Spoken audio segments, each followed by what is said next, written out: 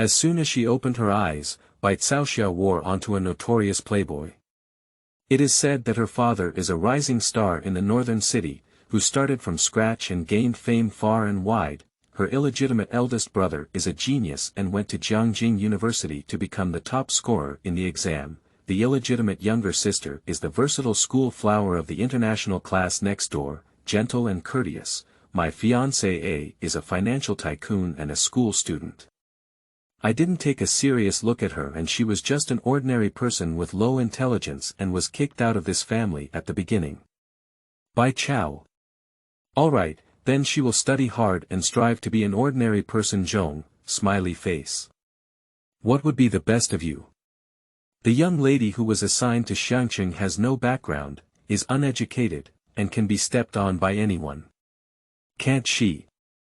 The only beauty in the world is laziness and recklessness. Whoever provokes her will kill whoever goes crazy.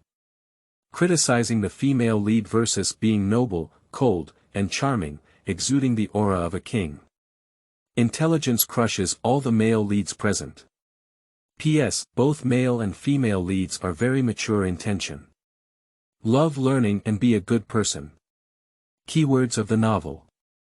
Being kicked out of a wealthy family at the beginning without a pop-up window, being kicked out of a wealthy family at the beginning. Download the complete TXT series, being kicked out of a wealthy family at the beginning. Latest chapter reading. Chapter 1. 001 Sorry, I don't have you in my genealogy. You are listening at novelfull.audio. Chapter 1001 Sorry, I don't have you in my genealogy, don't touch me. The boy didn't look at her, only carefully wiped the hand she touched with a tissue and casually threw it into the trash can, with a cold voice. Bai Cao leaned against the tree, replaying this scene in her mind. Ink hair was wet and pressed against her pale neck. She wrapped up a black windbreaker, lazily yawned, and then called the old man beside her. The old man supported the frame on the bridge of his nose and watched as she finally remembered a number. He took out his phone and dialed it, which was quickly answered. Hello, is this Song Min? It's me. The old man was very polite. Well, Bai Caoxia accidentally fell into the water by the lake of Mingtai Villa. Can you come here to pick him up? The other person remained silent for a while before remembering who the name was, with a restrained and annoyed tone. Don't call me again. The phone was hung up. The old man was stunned and said, he. Bai Cao still sat on the stone and said, he. My fiancé. Falling into the water should have looked disheveled, but she leaned against the tree with her hands clasped around her chest. Her dark eyes were a bit confused, like a white tiger who had taken a nap in a hurry and lazily got up without knowing where she was. What about your other family members? She thought for a moment and said, holding a banquet to celebrate the birthday of the daughter in the outer room. The old man looked at the obedient girl and didn't know how to comfort her for a moment.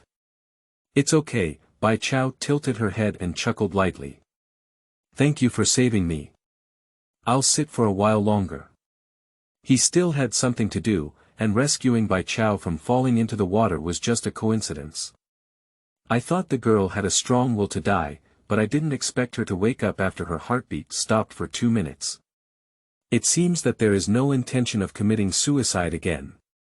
Don't sit for too long, it's easy to catch a cold. He left his phone number for Bai Jian, glanced at her black windbreaker, and hurried to catch the plane. Bai Cao put away the paper and watched him go far away. She stood in place for a while before pulling on her uniquely styled clothes and sitting back on the stone, with her elbows resting on her knees and her palms loosely supporting her chin. This body is also known as Caratia japonica. She looked at the lake and looked the same as her. Her mother divorced her husband 2 years ago when she discovered that he not only had an extramarital affair, but also had 2 illegitimate children. She did not take custody of her and left gracefully. The original owner was usually ignorant and inexperienced, and was caught cheating in this early exam. When she was criticized by the teacher in the office, she saw Song Min coming to deliver homework. The original owner instinctively grabbed her fiancé's hand, and the other person coldly and disgustedly pulled her away and said, "Don't touch me." Recalling this, Bai Caoxia propped her chin with her hands, and her well-defined fingers lightly pressed against her cheeks. Tsk, what was the original owner doing with her beautiful face? She tightened her coat with a silver danqiao scent. Not strong, it's a bit cold. Bai Jian looked at the solar street light that lit up in the distance, with bright stars in her eyes. She sat on the stone and quietly looked at this amazing world. I don't know how long it took before a dazzling car light came over. She reached out to cover her eyes and block the light. Mississippi. The driver got out of the driver's seat and opened the back seat door of the business vehicle. When the business car door opened, I saw a gentle girl sitting on the outside, dressed in a beautiful dress.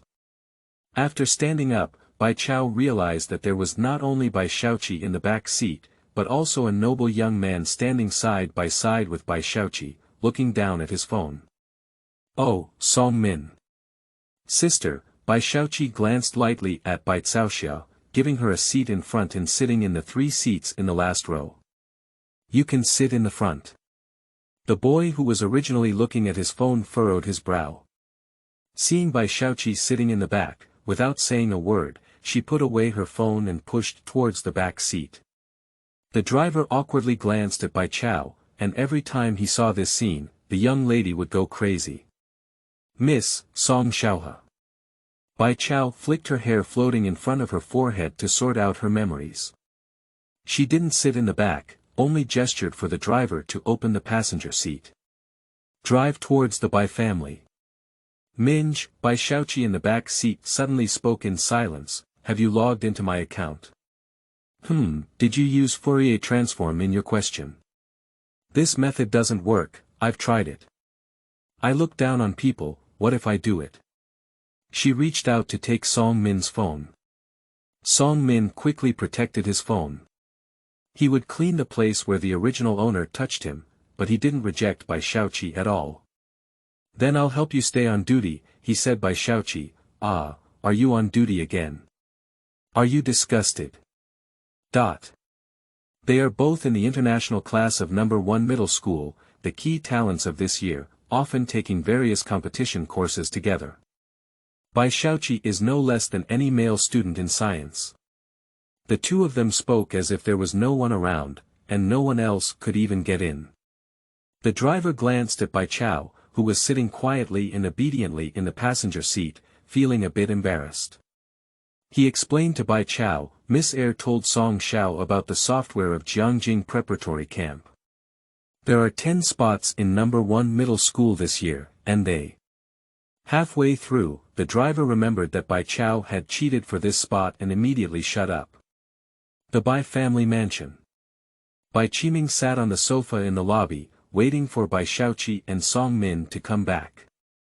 "Song Min and I will come back to get my brother's notebook," Bai Shaoqi smiled and said to Bai Qiming.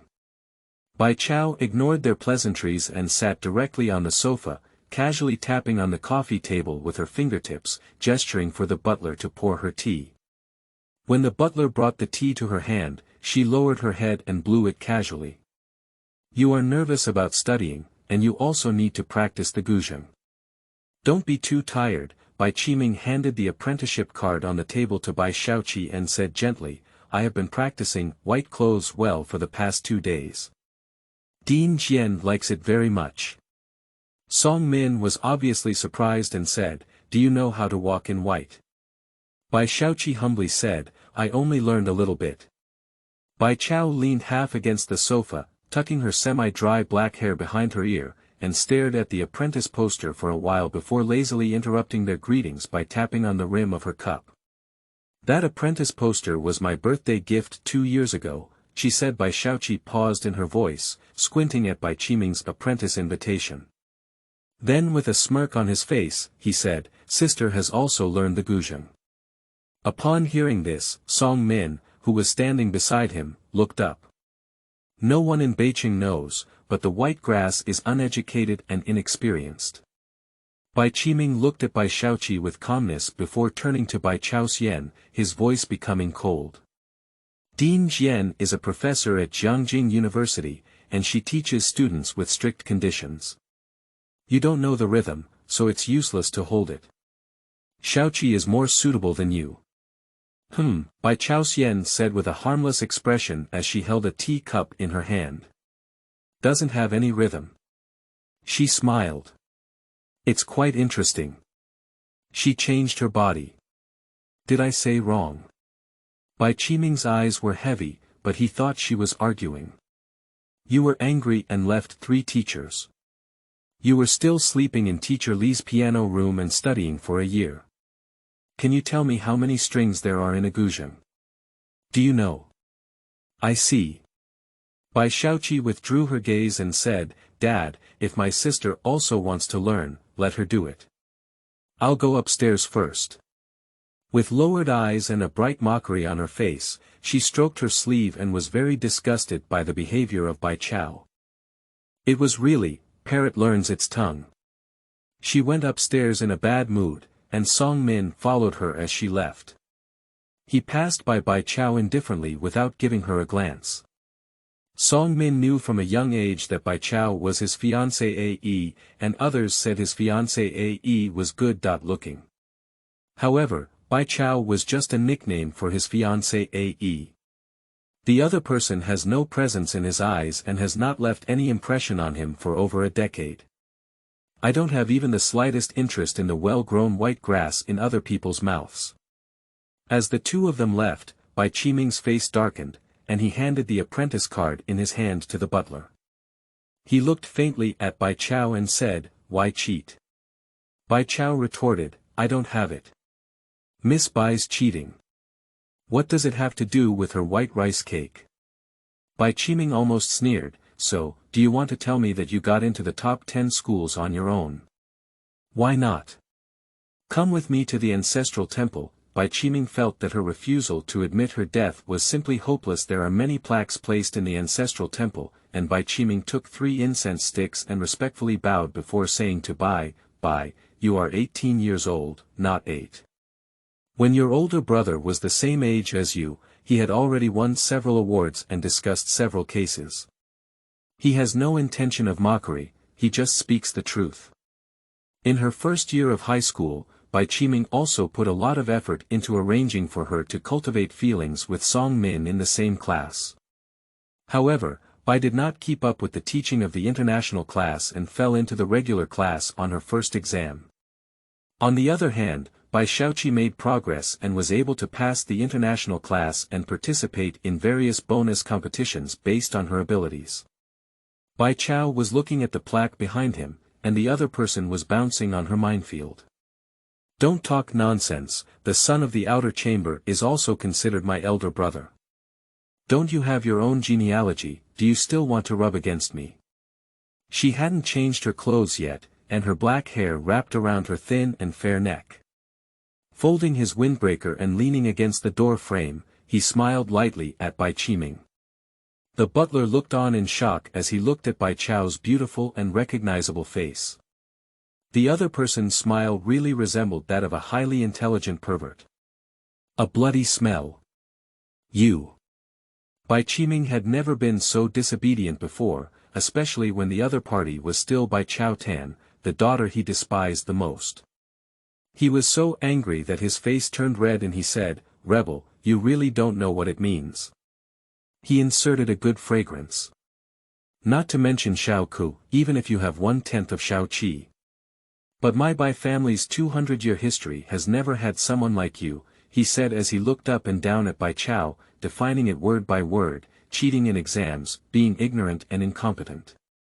Give me a good reflection in front of my ancestors, when will I know I'm wrong before coming out? Otherwise, he looked down at the white rice cake, as if evaluating unimportant goods. Just go back to Xiangcheng, don't enter my White House again in the future. End of this chapter. Did Miss 002 admit her mistake in Chapter 2? You are listening at novelfull.audio. Did Miss 002 admit her mistake in Chapter 2?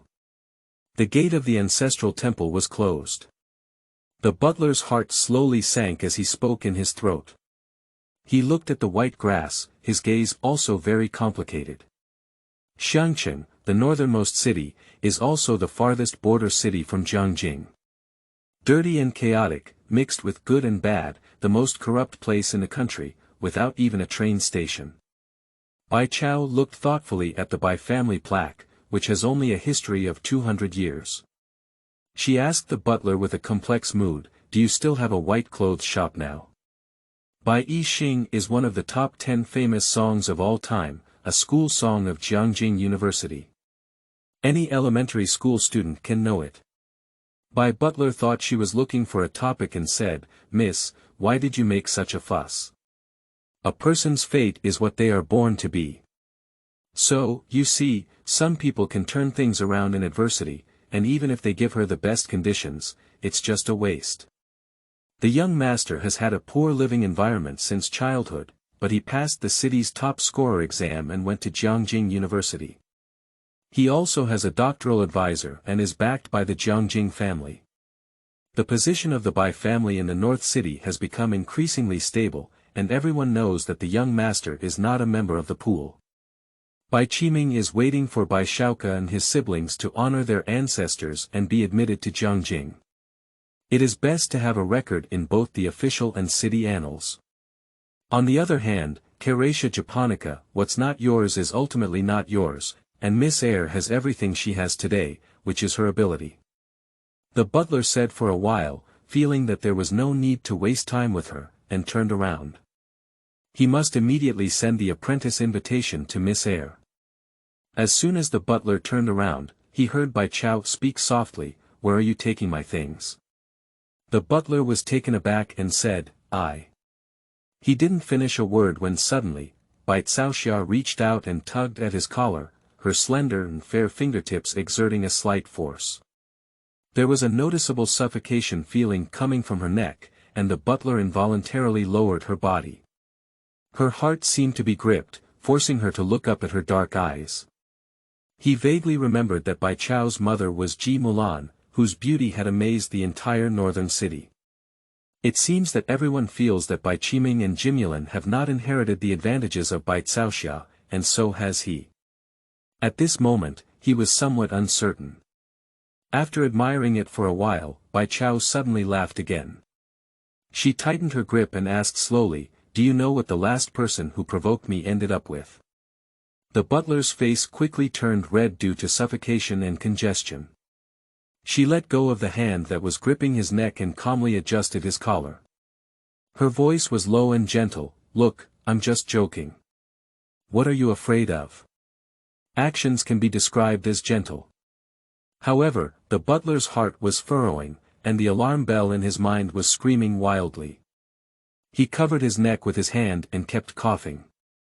The gaze towards Bai Cao was filled with fear once again. Bai Cao pushed the person away again and suddenly put away a smile. Like boiling water suddenly freezing. She calmly and lazily picked up the apprentice poster in his hand with 2 fingers, and coldly blew away the non-existent dust on the poster. She said with an unclear meaning, "Arrange for me to go to Xiangqing." 2 days later, in Xiangqing, the most remote border city in China, where poverty alleviation efforts have not been carried out for 3 years. There is no developed transportation here, and even slightly taller buildings are rare. Bai Cao stood under the city tower, lifted her hoodie hat and looked up. The city wall has gone through thousands of years of wind and frost, the stones have collapsed, and the shadows are covered with moss. On both sides of the road are 2 rows of lazy banyan trees, with light and shadow swaying through the cracks. She was carrying a black backpack with one hand, and there were 5 incense sticks under her feet, with smoke swirling towards the clear sky. The little boy squatting on the ground not far away, staring at the big water wheel, glanced at her twice, and then continued to stare at the water wheel when he saw that Bai Cao had not left. The ringtone of the mobile phone awakens the white grass. "Ah Jiao, haven't you arrived yet?" It was the aunt of the original owner in Xiangqing, whose voice could be heard with caution. Bai Cao picked up her backpack and threw it behind her. Go back immediately. I vaguely saw a drop of water falling down, sinking into the dust and spreading. She watched as the 5 pillars incense was burned, then pulled up her hoodie hat and buttoned it on her head, walking towards the station. There is a moat outside the city of Xiang, which splits and flows into the city. A large wooden windmill is mounted on the water inside the city gate, and the water flows through, causing the windmill to rotate slowly. The little boy Yu Guang noticed her leaving and finally took a step, following her to the bus station. Bai Cao stood in the shade of a tree, looking down at the child who couldn't even reach her waist. Her slender fingertips pressed against her phone, tapping casually. The child followed her from the train station to the bus and has been following her ever since. His eyes were black and bright, with a small cut, wearing a white shirt, a blue knitted vest, and black leather shoes. He was clean and tidy. Exquisite and beautiful. Everywhere there is a sense of discord with this dilapidated town. Why follow me? The child lowered his head, repeatedly unbuttoned the cuffs, and then fastened them again. He stared at the buttons and said, "In the morning, my brother gave me half a banana, half. The bus stop here has no seats, it is very simple, and there are not many cars on the road, in small groups." Bai Cao leaned against the station sign and lazily dozed off, saying, "I don't understand. Oh, I'm waiting for my parents to pick me up and go to their world." He stared at a piece of red ribbon on Bai Cao's left hand. "My brother knows where I am, but he's too lazy to talk to me." Ah, Bai Cao tilted her head and suddenly opened her eyes to stare at him for a while before reaching out and flicking his forehead. "Then your brother is quite cool." Oh, the child's gaze turned to a slowly approaching black car on the opposite side. Silently resist her last words. Across the street, there is a black business Maybach. The driver's seat, with one hand on the steering wheel, is extremely alert even on harmless streets. It wasn't until he saw the child across the street that he breathed a sigh of relief. He pressed the Bluetooth earphones on his ear and said, "Everyone retreat, turn off the infrared, don't aim at the ordinary crowd." There was only a young man in the back seat, with an unmarked notebook in front of him. His white shirt was tightly buttoned to the top, and his eyes were very light with a cold white skin. Scratch the computer screen with your fingertips and click on the file. The document in the email displays cumbersome numerical formulas. He glanced over, his thick eyelashes drooping slightly, typing and annotating with one hand. "Don't send me any more garbage." Jiang Fuli casually pressed 2 keys, and a voice pop-up box came out from the lower left corner of the computer. It was a man wearing an experimental suit. He roast, "I said Jiang Shao, what happened to those researchers in R?" "Say it," Jiang Fuli said with great reluctance. "Shit," the man couldn't help but laugh uncontrollably as he remembered something fun. "They collectively reported you to the Mensa Alliance today. Do you know I can't reach the Alliance threshold? I heard the teacher say, will this have an impact on you?" Mensa Alliance, a global top intelligence alliance. The requirements for joining the alliance are very strict, with only 100 members worldwide. Most countries do not have anyone who can meet the threshold. Only 3 people in China have passed the assessment. Jiang Fuli casually tapped the table with his fingertips and sharply commented, "Then I wish them success." The man across from him gave a brief smile and said, "Okay, I understand." Jiang Fuli turned off the computer screen and lazily turned his gaze towards the window, his light phoenix eyes suppressing his innate coldness. Unidirectional glass allows for a clear view of the outside. The girl is wearing a white hoodie, with a bag casually hanging on her right shoulder. Press your left hand on the child's forehead. Due to her movements, her wrist and the red ribbon tied to it were faintly exposed. The bright red color was about 1 centimeter wide, loosely wrapped around her wrist twice. Her wrist was fair, but the ribbon was red and glaring, swaying gently with the wind. She sensed something and casually glanced towards this side. A startled glance. Jiang Fu stood with his fingertips on the black flip of the computer. The bus suddenly entered the scene of being cut apart. The child watched the swaying exhaust of the bus and wanted to follow Bai Cao on board, but didn't dare. So stand still. The car across from me was not in a hurry and just parked there calmly. He unbuttoned and buttoned the button, rubbed it for about 10 minutes before lifting his foot and walking towards the opposite side. The car door automatically opened, and he climbed up hand and foot. Jiang he, young master. The inch driver glanced back and said hello. After a while, the little boy let out an "oh" and slowly replied, Uncle Ming.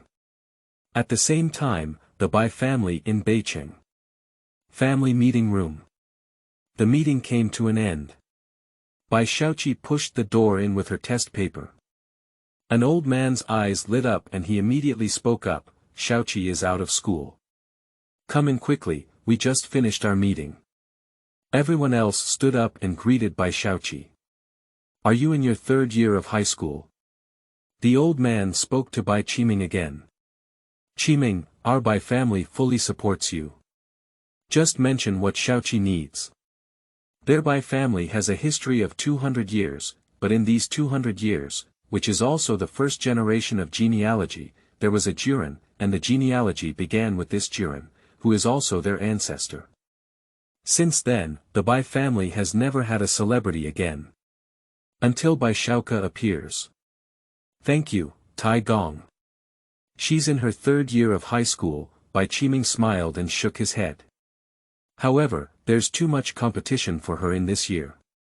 There are already 10 people, including Song Min, who can compete for the top spot. Why didn't you see the rice cake? The tribal prince looked towards the open door and didn't see the white rice cake, feeling somewhat puzzled. It's really the same pot that doesn't open. Bai Qiming's good mood suddenly faded, and his smile on his lips became cold. The meeting room was also quiet, and no one dared to speak. Tai Gong, let's go first.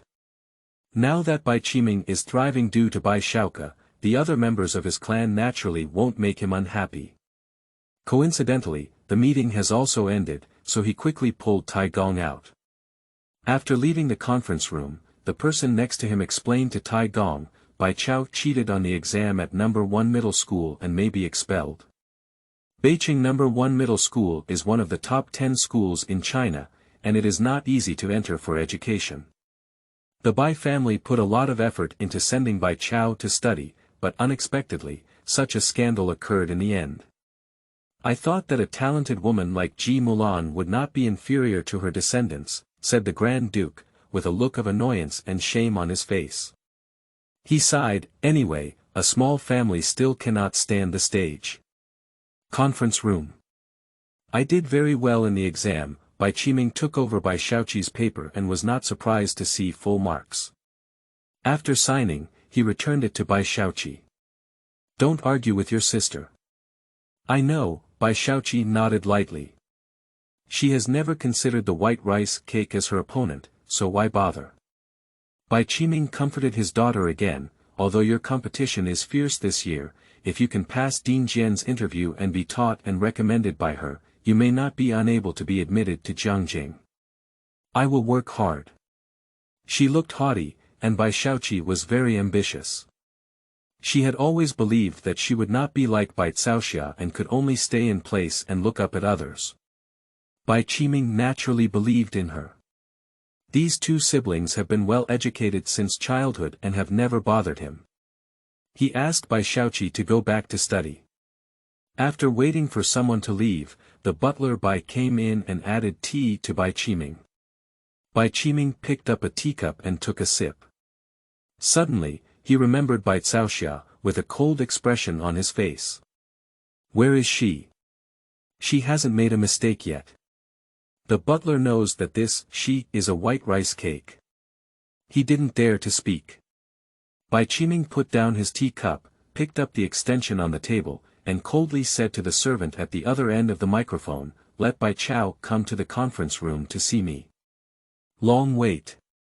So today there are 2 more chapters, more than the heart, end of this chapter. Chapter 3, Grandpa 003, Hurry to Learn Literature. You are listening at Novel Full. Audio. Chapter 3, Grandpa 003, Hurry to Learn Literature. After Bai Qiming finished speaking, he hung up the phone. Since ancient times, Jiangjing has been the capital and the economic center of Asia. Most of the inherited major families in China are located in Jiangjing. With Jiangjing as the center and 4 cities in the southeast, northwest, and northwest as secondary, a distinct circle of power and nobility has been formed, which is still an insurmountable barrier to entry. Almost everyone strives towards Jiangjing University from birth, which represents their status. And Xiangcheng, in a small border town, there are people everywhere. A bunch of international fugitives are on the run, and countless people go missing every year. Most of them receive fixed salaries, and once they enter that city, their entire lives will be like this. Bai Qiming naturally didn't think that Caoxia would go there. The merchant was heavy on profit, and his relationship with Caoman was gradually fading away day by day. The status of Caoxia japonica is declining day by day. Even ordinary families cannot achieve a flat bowl of water, let alone wealthy families like the Bai family. Otherwise, he wouldn't have missed it either. Bai Chao had already left the Bai family.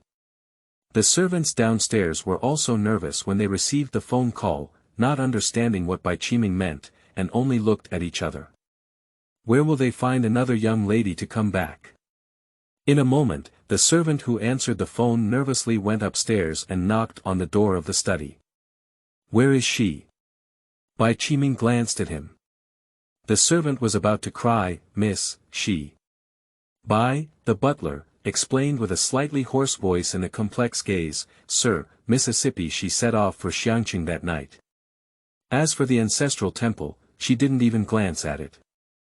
The study room instantly sank into an ice cellar. Okay, it's really great. Bai Qiming's face sank like water, and he said indifferently, since she's so stubborn, let her also move her household registration out. From now on, whether she lives or dies, honor or disgrace, it has nothing to do with my Bai family. In the past, Bai Qiming and Ji Mulan used to get used to her, and Bai Qiming and Ji Mulan used to it. But now, does she have a bit of a high opinion of herself? Do you really think that their Bai family will go to Xiangcheng to invite her back? Bai Qiming was so angry that he couldn't hide it from others. Soon, the highest-ranking Taigong in the clan learned about this matter. Forget it, don't worry, let her seek her own blessings, as long as Bai Caoxia is still on the genealogy. The Grand Duke waved his hand and didn't care. It's just a pity that the apprentice post is a cow chewing peonies. At first, the Bai family knew about Bai Caoxia's existence, and the crown prince only went to the thatched cottage 3 times to invite him back to the Bai family. However, Bai Chao's departure was not painful or itchy for the Bai family.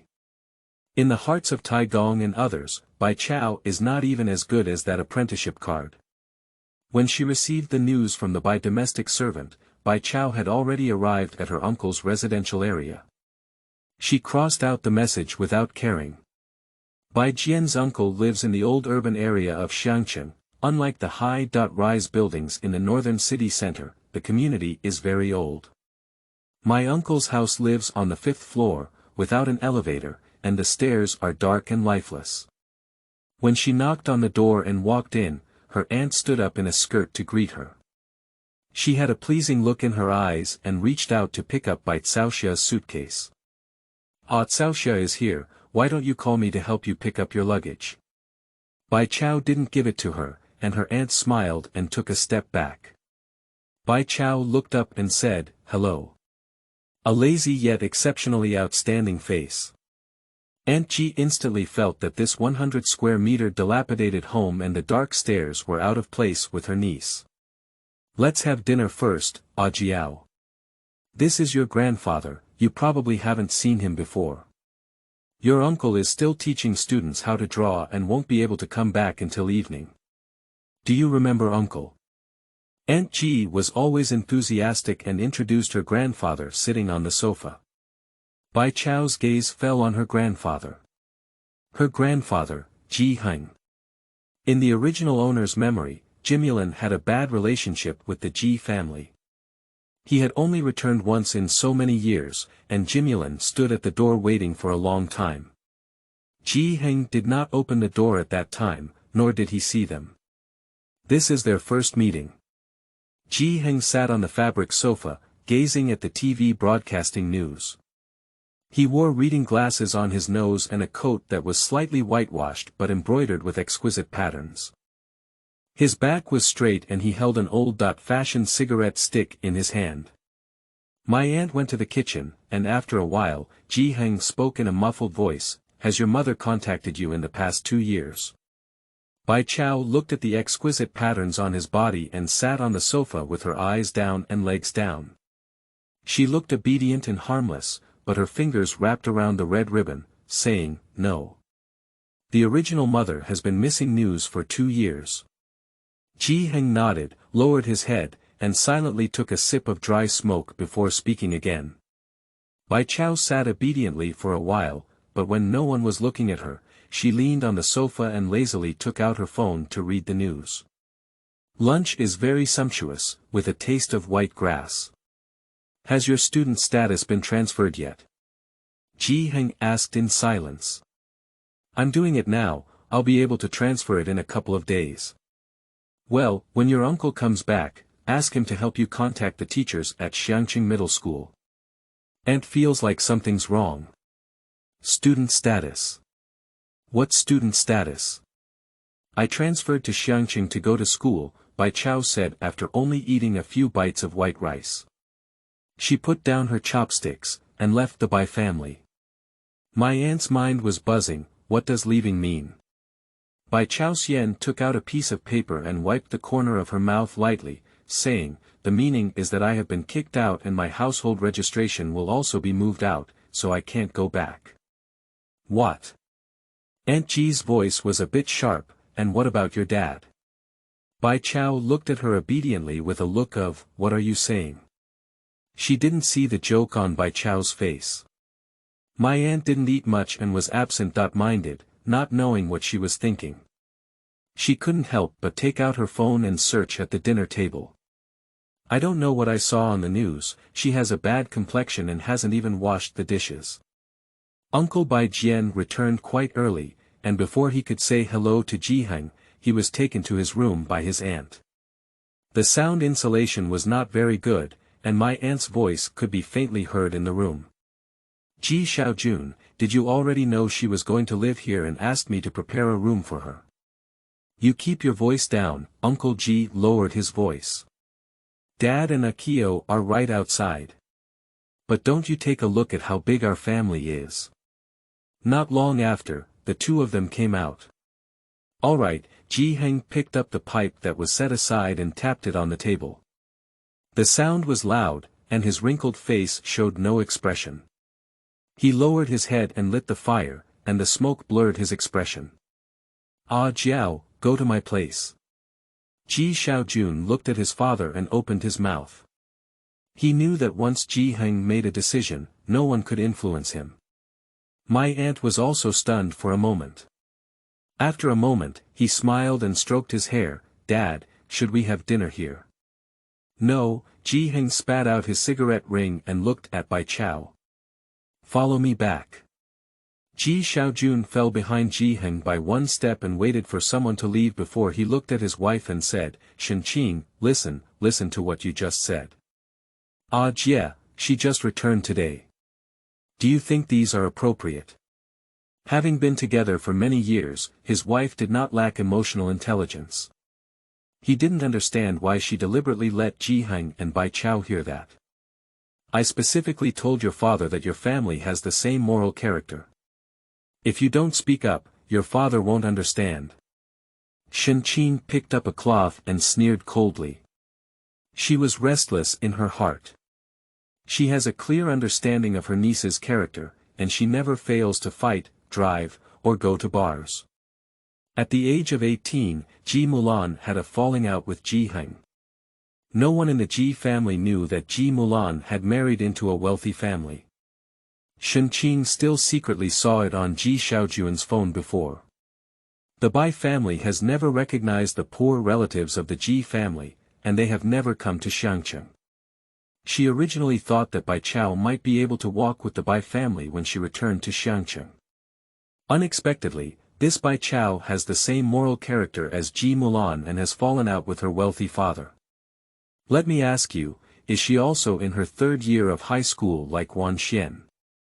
Can't we continue to support her next year if we don't pass the exam? One is Ji Mulan, and the other is Ji Xiaorong. Even if you don't let them help you, you can still help her clean up the mess. The more she thought about it, the more aggrieved she felt in her heart, and she said, your family is getting higher and higher, but Qinggao can eat as a meal. No wonder the Bai family likes that illegitimate child. This is not aloofness, it's the bottom line. Ji Xiaojun opened the door and glanced at Shenqing before going downstairs. Also, don't compare that illegitimate child to Ajiao. Shenqing stood in place, throwing a cloth into the pool with a cold face. Did she make a mistake?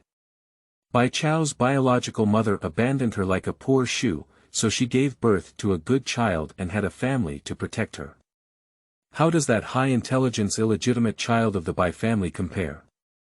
She doesn't understand. What are Ji Heng and Ji Xiaojun insisting on? Outside. Ji Xiaojun caught up with the two with great strides and silently went to pick up the box of white rice cakes. Bai Xia paused and looked at Ji Xiaojun for about 10 seconds before releasing her hand. Ji Xiaojun lifted the box. Bai Jian looked at his back for a while before finally putting on her hat. She followed behind the two, slowly searching for things she was interested in with her phone. At the top of the phone, someone sent a WeChat message, which was a friend of the original owner. She returned to WeChat. The original owner didn't have many friends, most of them were wealthy second-generation people who were just slacking off and waiting to die. This is still the only one who has contacted her these past few days. Dog friend. What's wrong with your fiancé? She sent a screenshot as she spoke. Click on the picture and it is a screenshot of a friend's circle. By Xiaoqi.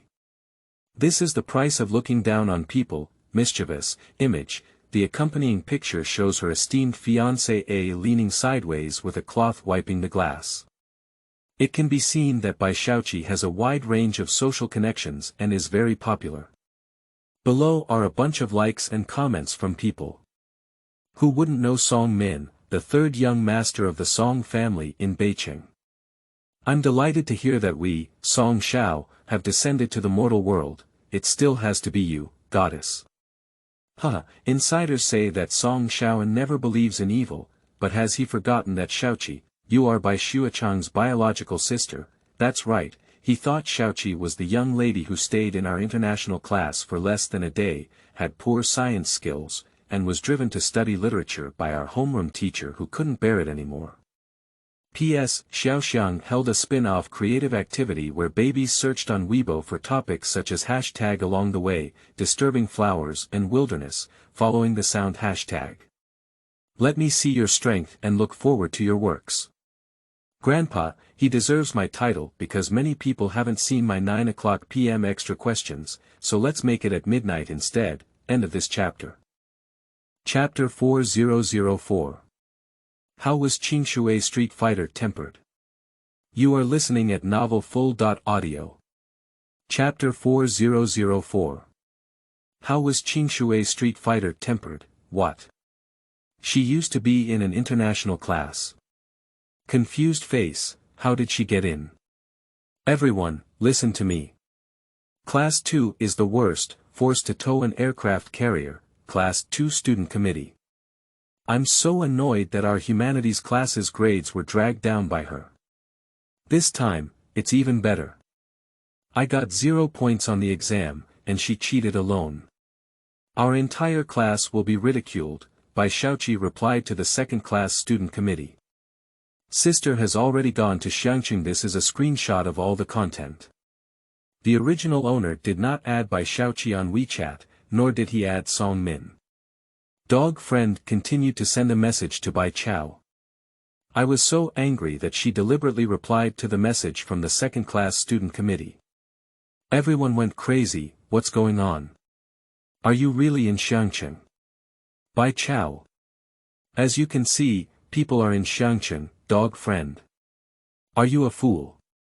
Go to that corner of the world. Dog friend. Caratia japonica.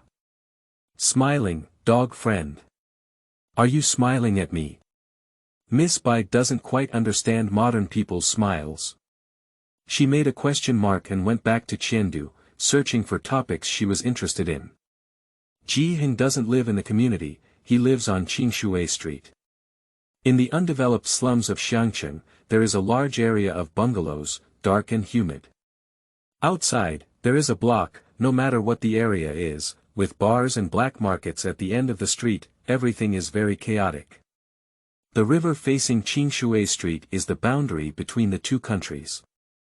This area is particularly chaotic, and the police dare not intervene in most cases.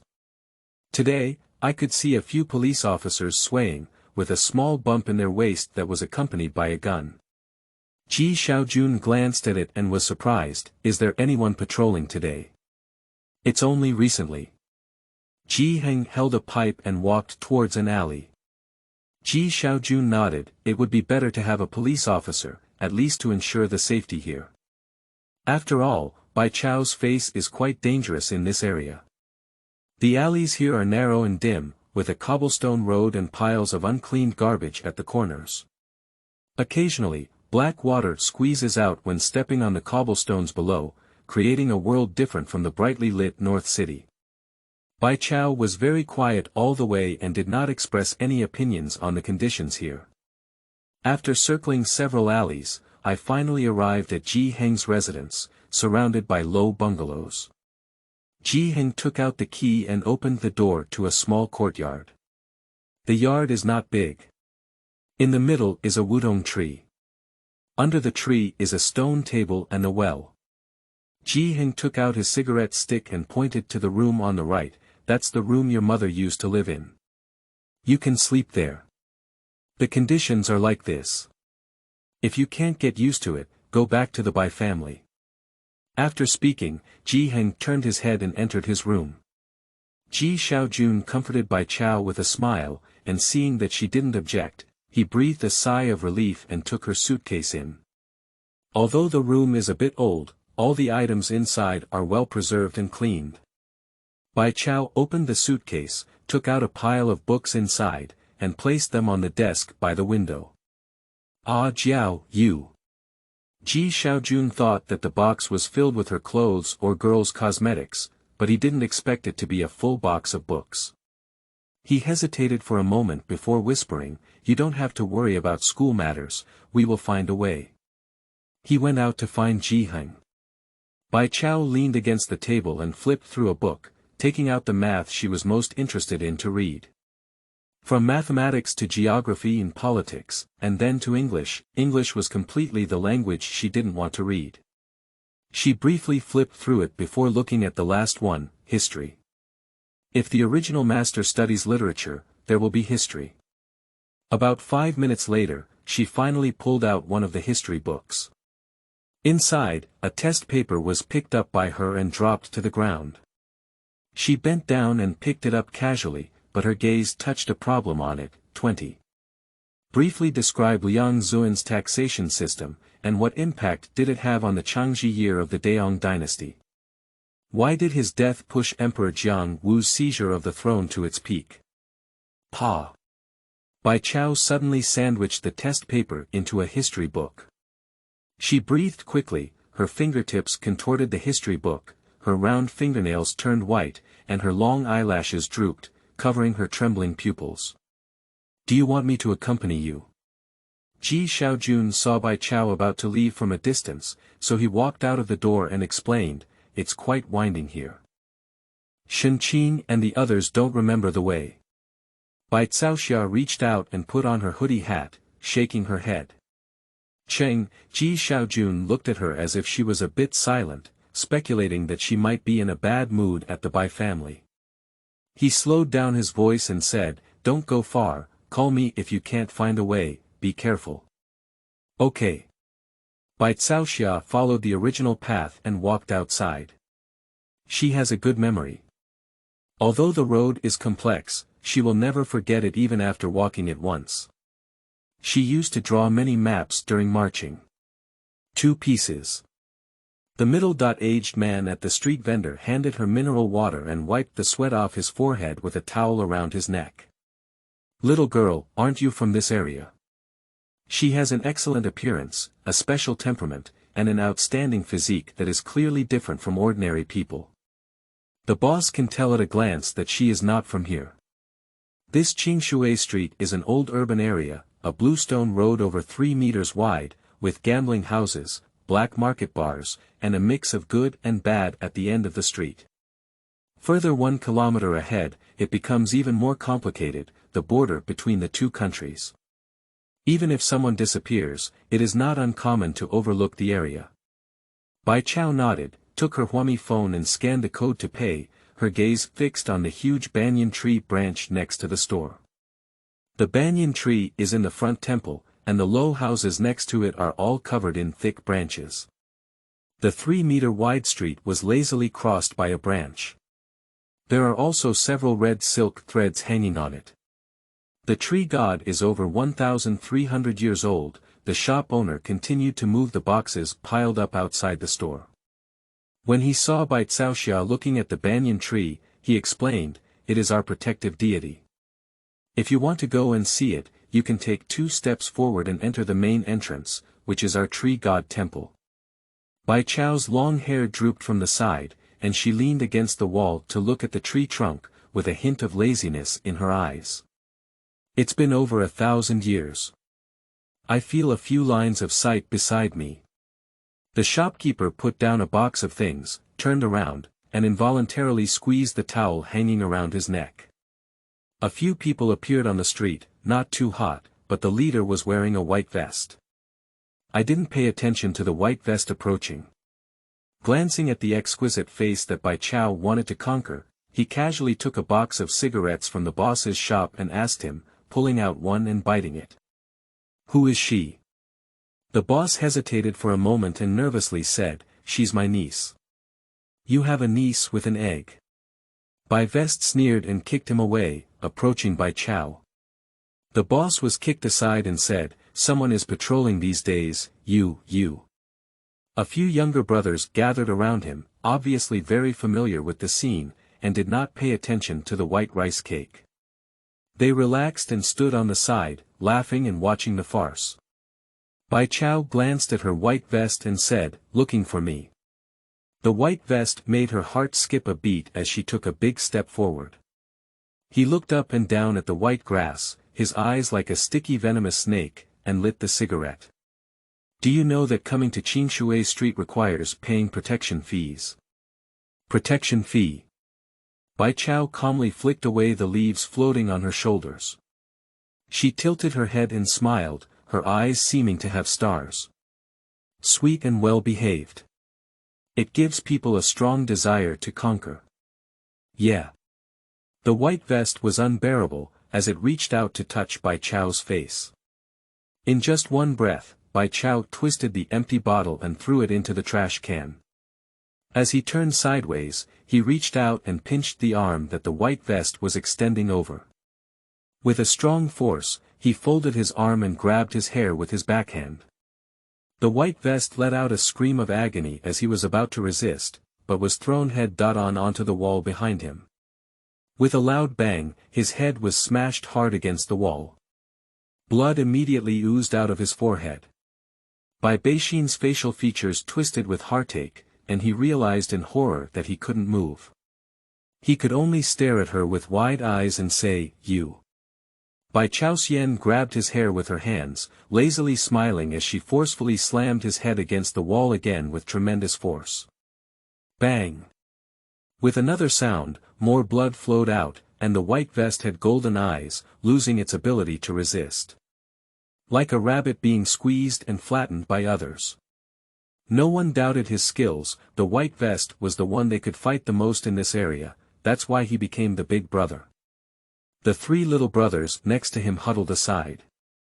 Bai Caoxia withdrew its gaze. Turn your attention back to the white vest.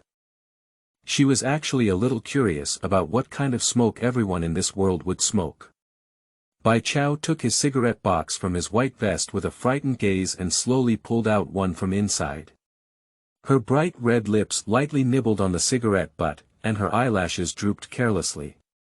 The little brother next to her immediately approached and lit the fire for her. The girl's hair was a bit messy, and thin smoke came out of her mouth. She held the cigarette loosely in one hand, and her fingers were shiny white, clean and slender. The other hand lazily grabbed the hair of the white vest, and blood dropped drop by drop onto his face. She lazily flicked the cigarette ash and said, "That. Now, do we still need protection fees? Little brother. If you hit my big brother, you can't hit us anymore." Omega equals cold knowledge. Now free articles can also be used for monthly votes equals Omega equals question. Does Miss Bai study literature or science? End of this chapter. Chapter 5. 005 Translation, Witnessing the Sealing of Gods. You are listening at novelfull.audio. Chapter 5005 Translation, Witnessing the Sealing of Gods. Bai Caoxia lazily tilted her head, her left hand holding onto his hair revealing a faint crimson hue. The smoke blurred her delicate and beautiful face. It is a breathtaking beauty. In the pupils of the white vest, there was a reflection of Bai Cao's smiling face, which could no longer evoke any other desires. He couldn't speak, only shook his head in wild fear. That's it. Release your hands on the white grass. Smoking is not her favorite flavor. She lazily threw the cigarette under her feet and stomped it out. Cleaning the battlefield, will you? She is polite, and others are also really scared. Nod obediently. Bai Cao patted her sleeves, glanced at them before leaving, and casually said, "What are you afraid of? I haven't cut off your head either." A very easy-going attitude. Of course, if she didn't use a tone of chopping cabbage. Until she left, the white vest slid and sat in the corner of the wall, trembling with fear and numbing fingertips. It took me a while for the little brother to dare to quietly move over, squat at his feet, smoke a cigarette to suppress his shock, and say, "What are you doing to provoke her?" White vest. 15 minutes later. The two patrollers turned back again, staring blankly at the entrance of the small shop. The troublemaker leader on Qingshui Street, who was very difficult to deal with and had some influence behind him, was obediently helping the shop owner despite his injuries, sweep the floor and move things. The other little brothers were also working tirelessly. "What are you looking at?" The white vest bit into the cigarette, glanced at the two patrolmen, and said irritably, "Dead cop." After cursing, continue moving the box. The store manager next to him was trembling, just about to reach out and move. Bai Vest returned the cigarette money he owed to the shopkeeper before, and said with a fierce expression, "Did you ask me to clean it?" He continued to silently move the goods down, smoking a pack of cigarettes but still couldn't figure it out. "No, she's sick, isn't she? This his mother laughs so cute and fights so hard." White Vest thought expressionlessly, she even wanted to chop off his head. Not far away. "Hello, Captain." The little police officer looked at the small shop cautiously and took out his walkie-talkie with a serious expression. "Yes, I'm applying for a strict investigation of the store manager at 112, Qingshui Street." I'm not joking. It's not dark yet." When Bai Cao returned, Ji Xiaojun just came out to find her. He noticed that after going out, Bai Cao's mood seemed to improve again. Ji Xiaojun felt a little relieved. There was a big gap in life in the northern part of Xiangqing, and he was really afraid that Bai Cao wouldn't get used to it. Bai Caoxian sat at the stone table, lazily propping her chin, watching Ji Xiaojun make several trips back and forth to fill the water tank at home. Suddenly, she said, "Uncle. Ji Xiaojun placed the bucket by the well and was stunned when he heard the sound of the white grass. Bai Chao had only been to Xiangqing with Ji Mulan twice before, and this was the first time she had called her uncle. Hey, his voice suddenly rose, you say. Bai Chao blinked her big eyes and said obediently, I need to transfer to a science department. She didn't say I wanted to. But I want it. Ah, Ji Xiaojun picked up the rope for fetching water and flipped his mind. Can you tell uncle why? He knew that Caoxia Japonica studied liberal arts, and the gap between liberal arts and science courses was too large. Science was very cruel, with logical reasoning and clear difficulty, focusing on either not knowing or not knowing. Bai Chao smiled. Ji Xiaojun and Ji Heng didn't talk much, but they both had a clear sense of probing and caution when dealing with Bai Chao, which gave her a sense of acceptance and identification when she first came to a different world. She doesn't dislike it, and even has a little belonging. Of course, she didn't understand why the original owner left such a good family behind and died in the lake for a few unrelated people. Why not? Bai Caoxia tilted her head and asked again, is that okay, uncle? Ji Xiaojun. Okay, you can. Give it to me. Watching Ji Xiaojun put down the bucket to look for Ji Heng's back, Bai Chao withdrew her obedient gaze and lazily supported her chin with a smile. Alive, it seems to be okay. Is that the reason you agreed to her? Ji Heng took a cloth and looked at Ji Xiaojun, his wrinkled face showing an incomprehensible expression. There are not many people in the yard. On the left, besides the kitchen, there is a small warehouse filled with cloth. Although it has been some years, the color is still bright. Ji Xiaojun will come to help Ji Heng clean up whenever he has time. He chuckled and pulled up a dust cover, muttering softly, but she called me uncle. Nonsense, Ji Heng said with a cold face and dignity, she's not sensible, and you don't understand either. Jia is already in her 3rd year of high school, is it just a joke to switch from literature to reason? Transferring to a higher school in the 3rd year was already quite mischievous. His son has a high IQ, why is he so confused about this matter? Ji Xiaojun didn't understand why Bai Caoxia had turned around and came back in a good mood, but suddenly he wanted to transfer his major. He was silently doing the work at hand when he suddenly remembered something and hesitated to speak. Are those 2 illegitimate children of the Bai family both studying science? Last year, Bai Caoxia, the top scorer in the city, was admitted to Jiangjing University. The Bai family has been speculating online for a long time, and even in Xiangqing, they have heard of it. It is said that the illegitimate female science major is also excellent. Ji Heng stroked a piece of top-quality silk and didn't immediately speak upon hearing it. His hands had already developed wrinkles full of grooves, and for a while he said, her temper. Dad, Ji Xiaojun regretted mentioning this a bit. I see that Jiao is sensible this time and has ideas. She is a late bloomer. You need to give her a chance to repeat her studies for another year next year, and she may not be able to achieve her ideal grades. Of course, he just casually said it. He knows what his own niece is like, and it would be great if he could quietly finish his senior year of high school. Their family doesn't expect his niece to come back with a top scorer or anything. If she's happy, just let her go. Studying literary theory doesn't matter. Ji Heng turned around and carefully pulled out a small oil paper packet from the cabinet behind him.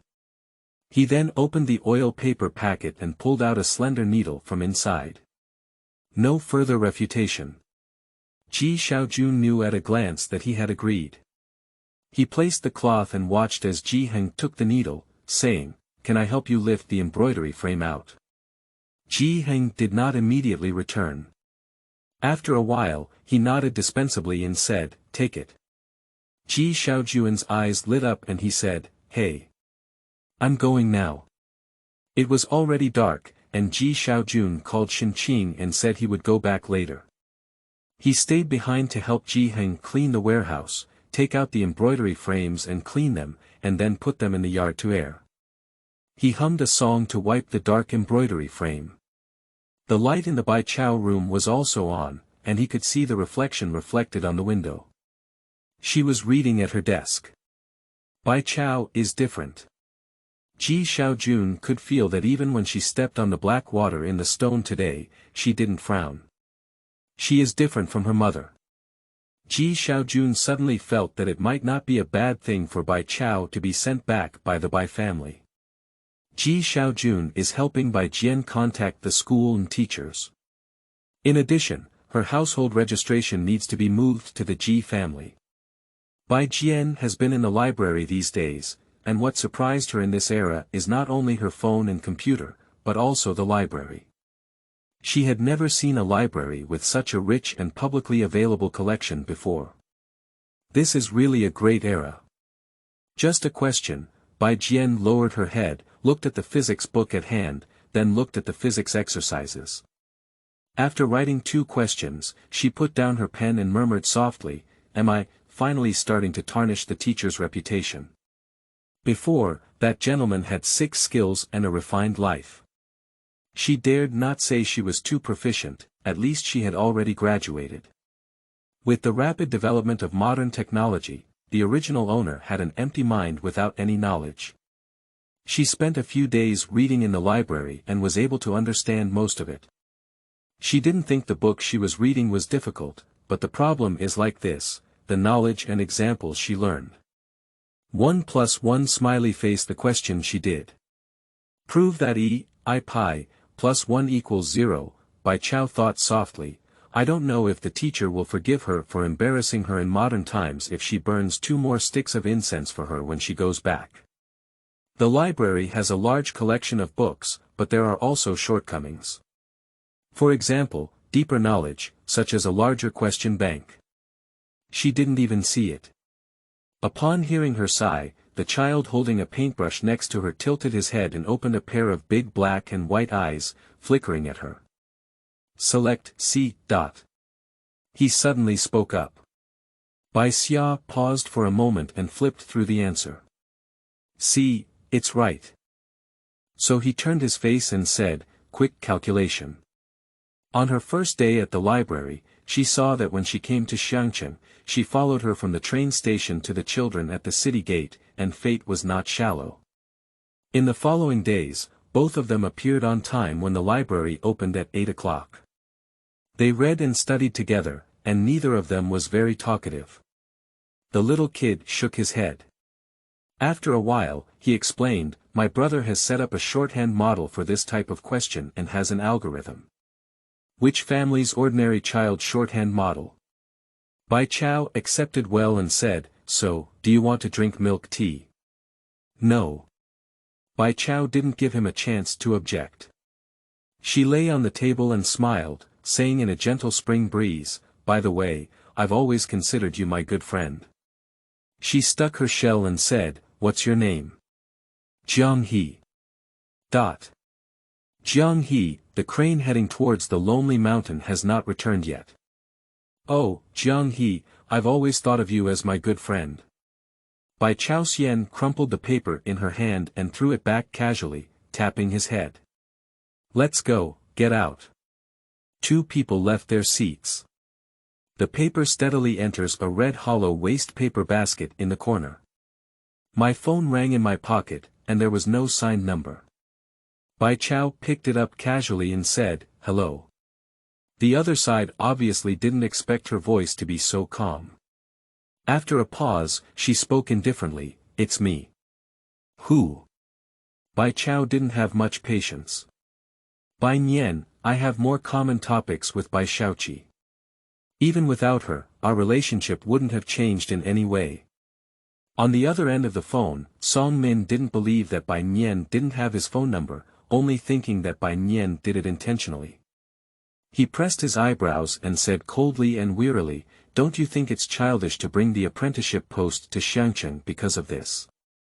Learn literature, reduce dimensionality and strike learning theory, a work of deity sealing good night, go to bed early after reading, end of this chapter. Chapter 6. 006 Equal Treatment Jiang Fuli. You are listening at novelfull.audio. Chapter 6006 Equal Treatment Jiang Fuli Bai Cao was infuriated and laughed at. I also know who the person across from me is. She pressed Jiang He's head, and this person surnamed Song thought she was jealous of Bai Caoxia, so she deliberately took away the apprenticeship card. First of all, you need to figure out that the apprentice invitation card was left for me by my mother, Bai Caoxia said as she walked out of the library and looked at the milk tea shop across from her. Her slightly narrowed eyes were pitch black and deep, clean and cold with a shallow and surly tone. Also, my things, don't say I'll take them away. Even if I burn it, what can you do? Song Min on the other end of the phone was taken aback. Bai Caoxia lowered her head indifferently and hung up the phone with a pop sound. After thinking about it, it made people black again. Song Min reminded her that they still have their engagement and need to find an opportunity to terminate it. It's really unlucky. Jiang He grabbed her by the corner of her clothes.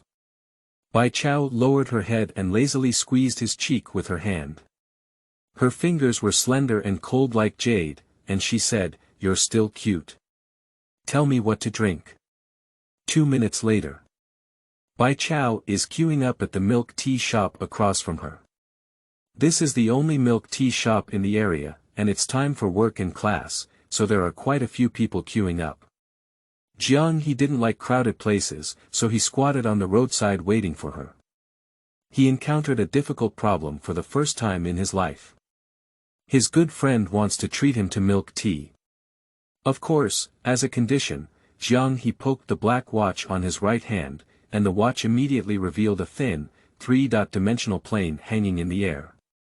He clicked on WeChat, hesitated for a long time, and then clicked on a line of words to send it out. How to learn physics quickly. Jiangjing Center. A Chinese-style standalone estate. A few people waited on the opposite side of the road. Dr. Gao, I didn't expect you to come to Jiangjing. I only received the news yesterday. The well-dressed old man looked at the young man with a particularly polite attitude. If there were other people from Jiangjing here, I would be very surprised because this old man is Ren Jia, the manager of Jiangjing, who often appears on Jiangjing News. Dr. Gao is very young, not tall, with glasses on his nose bridge. Upon hearing this, he seemed to be waiting for something, only glancing at Ren Jia and saying, without much response. He is always sought after wherever he is, and Ren Jia's upward gaze is normal for him. Ren Jia heard about Dr. Gao's itinerary today and came to see him. Dr. Gao, I have set up a table at Wanhe Tower tonight. Do you think you have time? Let's talk more, Dr. Gao frowned. Okay, if you have time, just say it to the teaching assistant. His answer was as expected by Ren Jia. He just came today to brush off his presents. Dr. Gao, let's go first. I haven't finished a sentence. With a piercing sound. The black car stopped at the entrance of the opposite estate. Seeing the young man wearing a black T-shirt getting off the car, Dr. Gao suddenly regained his energy. He stood up straight and strode towards the opposite side. Seeing Dr. Gao's attitude, Ren Jia was taken aback and looked across from him. Who could have made Dr. Gao wait here for 2 hours? Across from him, Dr. Gao, dressed in research clothes, squeezed towards the entrance of the estate. He followed the black tea youth inside, carrying the pride of his age and saying, Jiang Shao, you accepted other countries to join CRFS, but rejected our country just because you don't like our people. Don't you think it's too childish to involve personal emotions in international cooperation? The assistant just handed the letter on his hand to Jiang Fuli, and upon hearing it, he looked at the reckless warrior in shock. Jiang Fuli took the letter and ignored him. Continuing forward, the bodyguard blocked Dr. Gao. Dr. Gao took advantage of the guard's negligence and broke free from confinement. He opened his mouth wide, and his assistant's eyes turned black. He felt something was wrong and was about to stop him. However, Dr. Gao's next sentence had already come out, with a hint of anger mixed in his sarcasm. Don't you remember our school motto is that research knows no borders? You have already forgotten your original intention. Silence like a cold cicada. The scene was like being stuck in a snowy mountain at an altitude of 6 kilometers, with low pressure and piercing cold winds. Jiang Fuli finally stopped and raised his hand to stop his subordinates. He calmly looked down at them and said, "Who are you?" He asked. Dar. Gao has been a genius since childhood, jumping all the way to the next level. At the age of 26, he returned from studying in our country and participated in several research projects around the world. His teacher was just appointed as an academician last year, and it is not an exaggeration to describe him as a top scholar in the academic community. His resume is also well known in Jiangjing University, and all the deans in the school have to give him some respect. I didn't expect to have a name for Jiang Fuli. He opened his mouth, almost with a hint of humiliation, and said, Gao Jiachen. Gao Jiachen, Jiang Fuli nodded. He had a pair of particularly light eyes, with a chill lingering in his eyes and a light lip color. He calmly asked, "Why do you think I need to explain to you?" Gao Jiachen's throat twitched and he, who had always been in the spotlight, looked dumbfounded. "But, it's hard for me to believe you like this." Jiang Fuli interrupted him, "Do you think your conviction is important to me?" Gao Jiachen was stunned, completely unaware that the legendary Jiang Fuli had this personality. But what you said makes sense. It's not right to discriminate against them alone. Jiang Fuli slowly folded the letter in his hand, then bent down and elegantly stuffed it into Gao Jiachen's pocket. His slightly lowered eyebrows and eyes were clear and cold, and he said, "There is contact information for the League of Nations on the envelope. You are welcome to file a complaint." He stood up straight, dressed in black clothes, cold and inhumane, and strode into the room, saying, "Write down his name. In the future, I will have my project, and I will always blackmail him." The phone in my pocket rang. Jiang Fuli lowered his eyebrows. A person who never sends messages sent him a message. How to learn physics quickly. Jiang Fuli casually found a picture and sent it over, tilting his head. "What is Jiang He doing?" "Young master is in the library, and Mr. Ming is following him," said Jiang He, who was always in control of Jiang He's message. Jiang Fuli accidentally tapped on the phone screen with his fingertips, his nails neatly trimmed, and the back of his hand exuded a sickly pallor, revealing the faint infiltration of blue blood vessels. He nodded and didn't speak again. Behind him, Gao Jiachen looked at Jiang Fuli's back in terror. This time, he was really anxious. "Jiang Shao. Jiang. He wants to catch up with Jiang Fuli, but if the bodyguard can still make him succeed once, he won't have to appear in front of Jiang Fuli tomorrow." Gao Jiachen was dragged out by the bodyguard covering her mouth. The assistant calmly noted down the name of this person. Outside, Ren Jia and the Secretary General were still on the roadside, watching as Dr. Gao entered the estate and was quickly thrown out by the people inside. "Get in the car." Ren Jia turned around before seeing Dr. Gao. "Ran Lao, who is that person?" The Secretary General opened the car door and asked Ren Jia to get in the car. He looked at the ancient building across from him and was shocked, only hearing Dr. Gao's words, "Jiang Shao." CRFS is an engineering project of a dark matter collaboration group.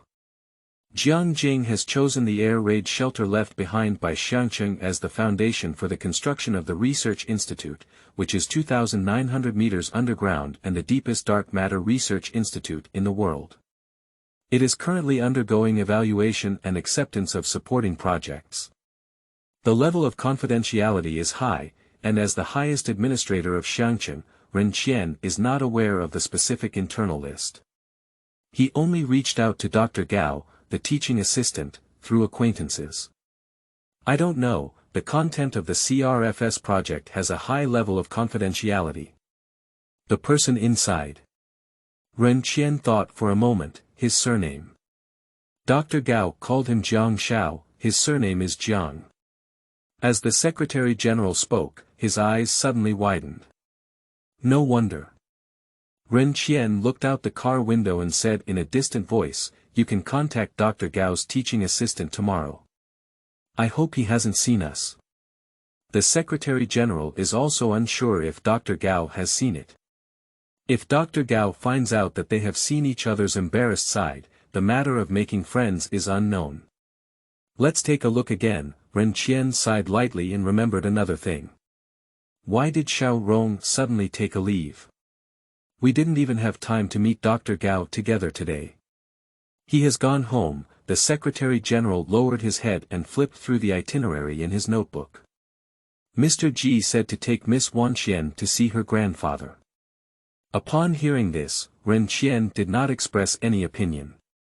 He was not clear about the affairs of the Ji family, and they had only appeared once at his daughter's wedding. He only cared about one thing.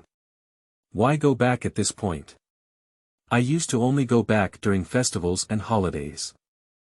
Ji Xiaorong is also an intellectual. I originally planned to bring him here to communicate with Dr. Gao, but he took a leave today. Ren Qian was already dissatisfied with him, and now his expression is becoming increasingly indifferent. I heard that a niece has returned. Ren Qian stopped asking. He had little interest in the affairs of the Ji family. The Ji family is too ordinary in their eyes. The Secretary General smiled. When Ren Jia, the only daughter of the Ren family, took a liking to Ji Xiaorong, a poor boy, none of the Ren family members agreed from top to bottom, indicating a significant difference in status and status. However, 20 years have passed, and the Ji family has always been on par. No one in the entire Xiang city even knew that the ordinary poor boy Ji Xiaorong from Qingshui Street had successfully taken over the Ren family. Low-key, calm. Don't argue or grab, but there's also no sense of presence. Jiang he sighed. He squatted on the roadside. Jiang Fuli replied to the message quite quickly. Image. JPG, there is only one image. Jiang he Diankai, the cover of a physics book at Jiangjing University that someone participated in writing. When Bai Jian returned, she saw the blue fluorescent 3D image displayed on Jiang He's watch and handed her milk tea to Jiang He, saying, "What is it?" The oversized cup she bought. Jiang He couldn't hold it with one hand, so he held it with both hands. Bai Chao lowered her eyebrows and saw the cover of a book physics at Jiangjing University. This book, Jiang He said slowly with a reluctant expression, is quite impressive. Bai Chao nodded and took out her phone to capture the cover, but when she opened the camera, she couldn't see the picture on the child's watch. What kind of black technology is this? The two remained silent for a few seconds, then added WeChat. Jiang He finally added a seventh person to his phone. The two of them sat on the roadside, staring intently at passing cars. It's really amazing. Bai Caoxia placed her hand on her knee, fingertips lightly touching her knee, and her other long leg bent casually.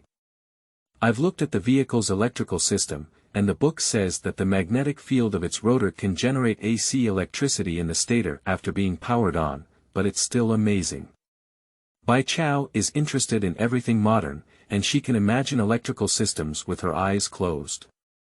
But she doesn't know the principle.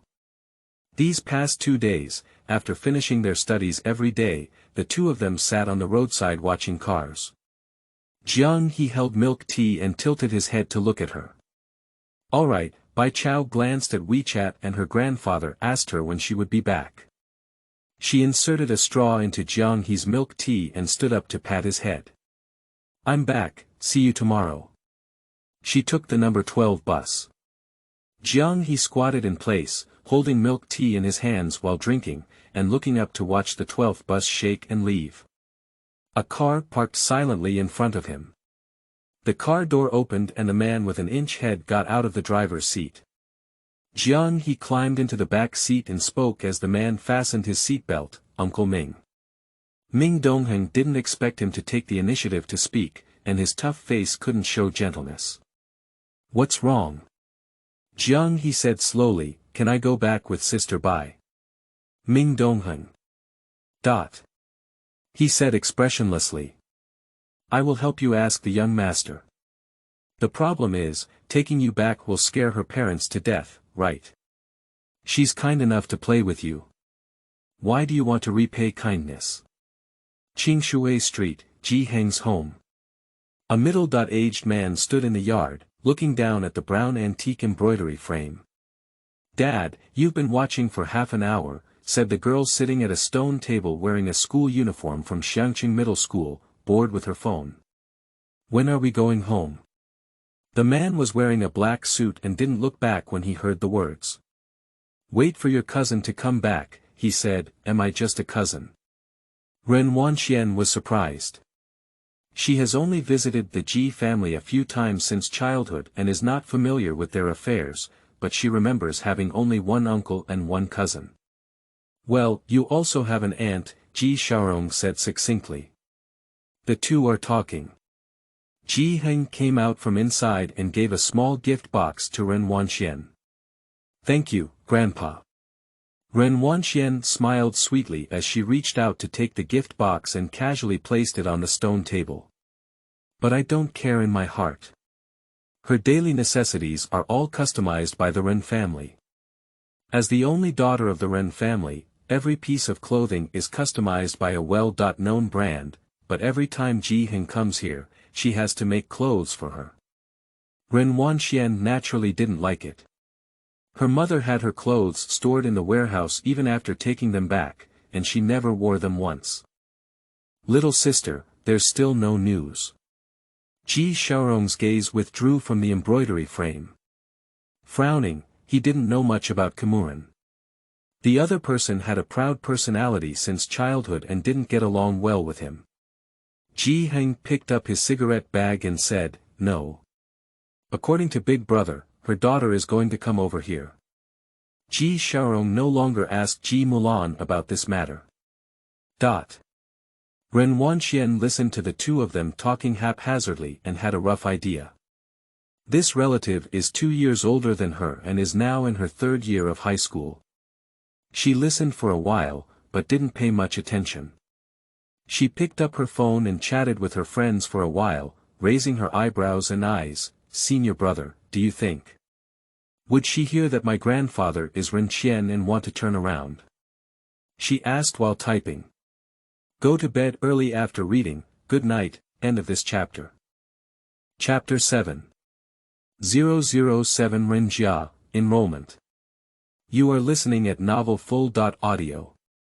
Chapter 7007 Ren Jia, Enrollment. Ren Jia never wanted to use malice to speculate about others, but she also knows where Jiangjing is. The teaching intensity of Jiangjing Middle School is average, but the Ren family will hire the best private tutor for her. But most of the others who have some connections have moved to places like Beijing to go to school. Where would anyone want to come back? Just as Ren Jia finished typing, Jiang suddenly looked at the door and said, Ah, Jiao has come back. Ji Xiaorong paused and turned to look at the gate of the courtyard. A girl pushed the door in. As the girl entered, it was as if a lightning bolt suddenly flashed across the dark sky. She was wearing a light blue top with regular and tightly fastened beige buttons, with a slightly wider 9-inch cuffs and white auspicious cloud edges. Below were beige casual pants embroidered to the ankles, with lifelike pink apricot blossoms on them. As she walked, the pink waves surged. Playing with a pair of white earphones in my hand, the touch of red on my wrist was like plum blossoms in the snow. Ji Xiaorong's gaze fell on her clothes, and he could tell at a glance that the dense stitches were made by Jiang. Jimulan's personality has given birth to a well-behaved daughter. This is your second uncle. Jiang pointed at Ji Xiaorong with a cigarette bag and introduced Bai Caoxia. Ren Jia didn't look at her so-called cousin. She was still thinking about something, and her expression was a bit indifferent. Glancing at Jiang pointing his cigarette bag at Ji Xiaorong again, she frowned lightly. She received training from the etiquette teacher hired by the Ren family since childhood, and learned the etiquette of the aristocrats in Jiangjing. Using a cigarette bag to point at people is simply too vulgar, and even a servant in the Ren family cannot do such a crude thing. When she first saw Jiang take out a blue and white porcelain bowl with a notch when she was a child, Ren Wanxian told Jiang that it was too dirty and unhygienic. I was scolded severely by Ji Xiaorong. Jiang didn't use this bowl to entertain her anymore and bought a clean white porcelain bowl. However, Ren Wanxian didn't dare to talk anymore. Today, she had to hold it in her heart and then went home to roast to her mother, who seldom asked her to come to Ji's home. Bai Caoxia shook her earphones and glanced at Jiang's second uncle. She hooked her lips and smiled, "Hello. I didn't call my second uncle." The sound was like a lightly pressed piano key, clear and ethereal, and Ren Wanxian instinctively tilted her head.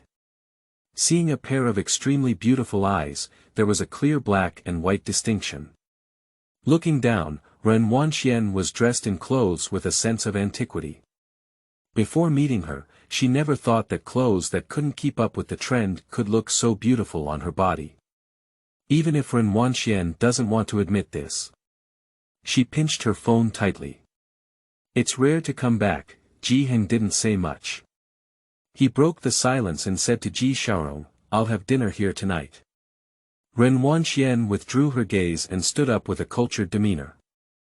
"Dad, I still have private classes, so I can't go back too late," she said. She looked at the well in the yard in her spare time.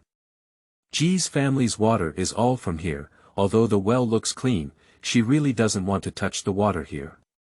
So every time she came, it wouldn't be too long, and Jiang never drank the water he poured for her."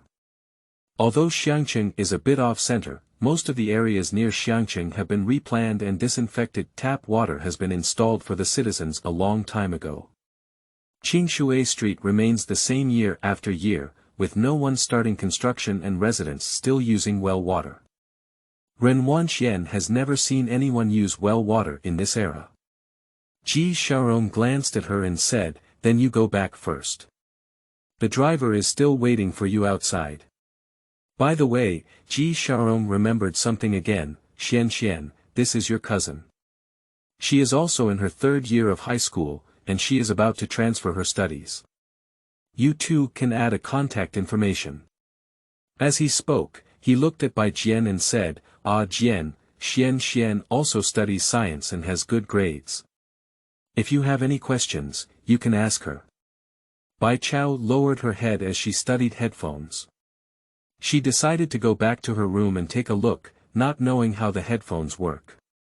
After being named, she looked up at Ren Wanxian and hesitated to take out her phone from her pocket. Ren Wanxian pinched her phone and long pressed to turn it off. "Dad, I'm 2 years younger than her. I'm 17 years old." She paused for a moment before saying, "I've been playing games all along and my phone runs out of battery." "Hello," Ren Wanxian looked at Bai Chao politely and took out a fruit phone with an elegant demeanor. "Then let's add friends again next time." Bai Caoxia raised her eyebrows and withdrew her hand from holding the phone.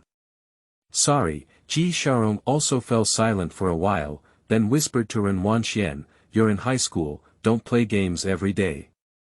Ren Wanxian didn't respond, nodded casually, and bid farewell to Jiang. Turning around, the smile disappeared instantly, irritable and impatient. Can anyone be a relative of the Ren family? Today, Ji Xiaorong is here. After finishing his rice bowl, it's not his turn to wash the rice cake. It was Ji Xiaorong who washed it. Jiang looked at his back looking for the bucket and said, "The bucket is in the miscellaneous room, did you forget?" Ji Xiaorong smiled and then looked around in the yard for a while before going to the miscellaneous room. Jiang sat on a stool at the door, with paper and pens on the table. Bai Chao had just opened her earphones when she saw Jiang sitting alone under a yellow light with glasses on, her figure stretched out. She grabbed the earphones, walked over, crouched at his feet, and looked up, "Grandpa." Jiang paused his hand and looked down at her, "What's wrong?" "Here you are." She spread out her palm and showed him a small blue toy. "I bought milk tea as a gift today." Jiang looked at the blue little rabbit in her palm and reached out to pick it up. "Take a look at these colors, do you like them?" He showed the painting on the table to Bai Cao. Bai Cao glanced at it. It is an exquisite meticulous painting, with plum blossom style and distinct yellow stamens and roots, lifelike and beautiful. Well, then I'll submit it tomorrow. Jiang withdrew his gaze and waved his hand to let Bai Cao go back. You go back to read. Remember to wake up early tomorrow, and your uncle will take you to school. He is referring to Ji Xiaojun, and his student status has been transferred. Oh, Bai Caoxia stood up and asked as she returned to her room, will the draft be stretched? I also like you, Ren. Can you embroider this for me next time? Are you still picking? Jiang glanced at her. Waiting for someone to enter the room, Jiang sat still for a long time. Upward tension. Jiang hasn't heard this word for a long time. He seems to have become accustomed to people nowadays who like fashion, like haute couture skirts and clothing. No one likes the flowers he embroidered, and no one admires the clothes he made. Even if she ran away from home, she didn't bring any of the clothes he made for Caoman.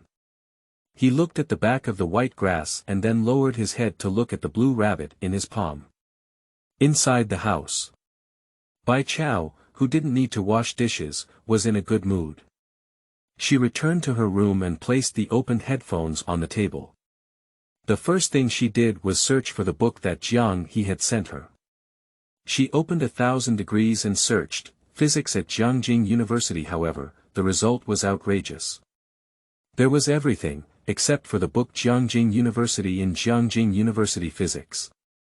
She glanced at her phone page and even found a message, I scored 17 points in the physics exam by Cao. Hello classmate, you are great. She returned to WeChat, poked open Jiang He's profile picture, and politely said hello. On the other side of the phone, Jiang He sat on the carpet, holding a simulated cabbage pillow in his arms and a 7th order 5 magic cube in his hand. He was slowly twisting it, and the watch on his wrist rang. He glanced and saw that the sender was a portrait of a city tower in Shangcheng, and his eyes lit up. Throwing away the pillow, poking open the watch, a message appeared on the lightweight 3D page hanging in the air. Bai picked up. Jiang he replied word by word. Sister Bai. Bai Zai. I won't go to the library tomorrow, I have classes. Jiang he. Okay. Bai Kai. I can't find the book you posted, and it's not on Jingbao either. Jiang he rested his chin on his knee and blinked. Jiang he. Let me ask my brother. He got up from the carpet and went to the study. Jiang Fuli was having a video conference. He was wearing a white home outfit, slightly loosely leaning against the back of the chair. His cold white fingers rested on the table, and his light phoenix eyes hung lazily, luxurious and aloof. Seeing Jiang he slowly sat up straight, reached out to turn off the camera, pressed the mute button, and said, What's wrong? Jiang he approached and opened the page of his watch to show him. Are you asking for her? Jiang Fuli raised his eyebrows, and his soft home clothes diluted his indifference slightly. Jiang he nodded. Jiang Fuli reached out and took away the 7th level and 5th level Rubik's Cube that had been partially restored. I heard you want to go back with them.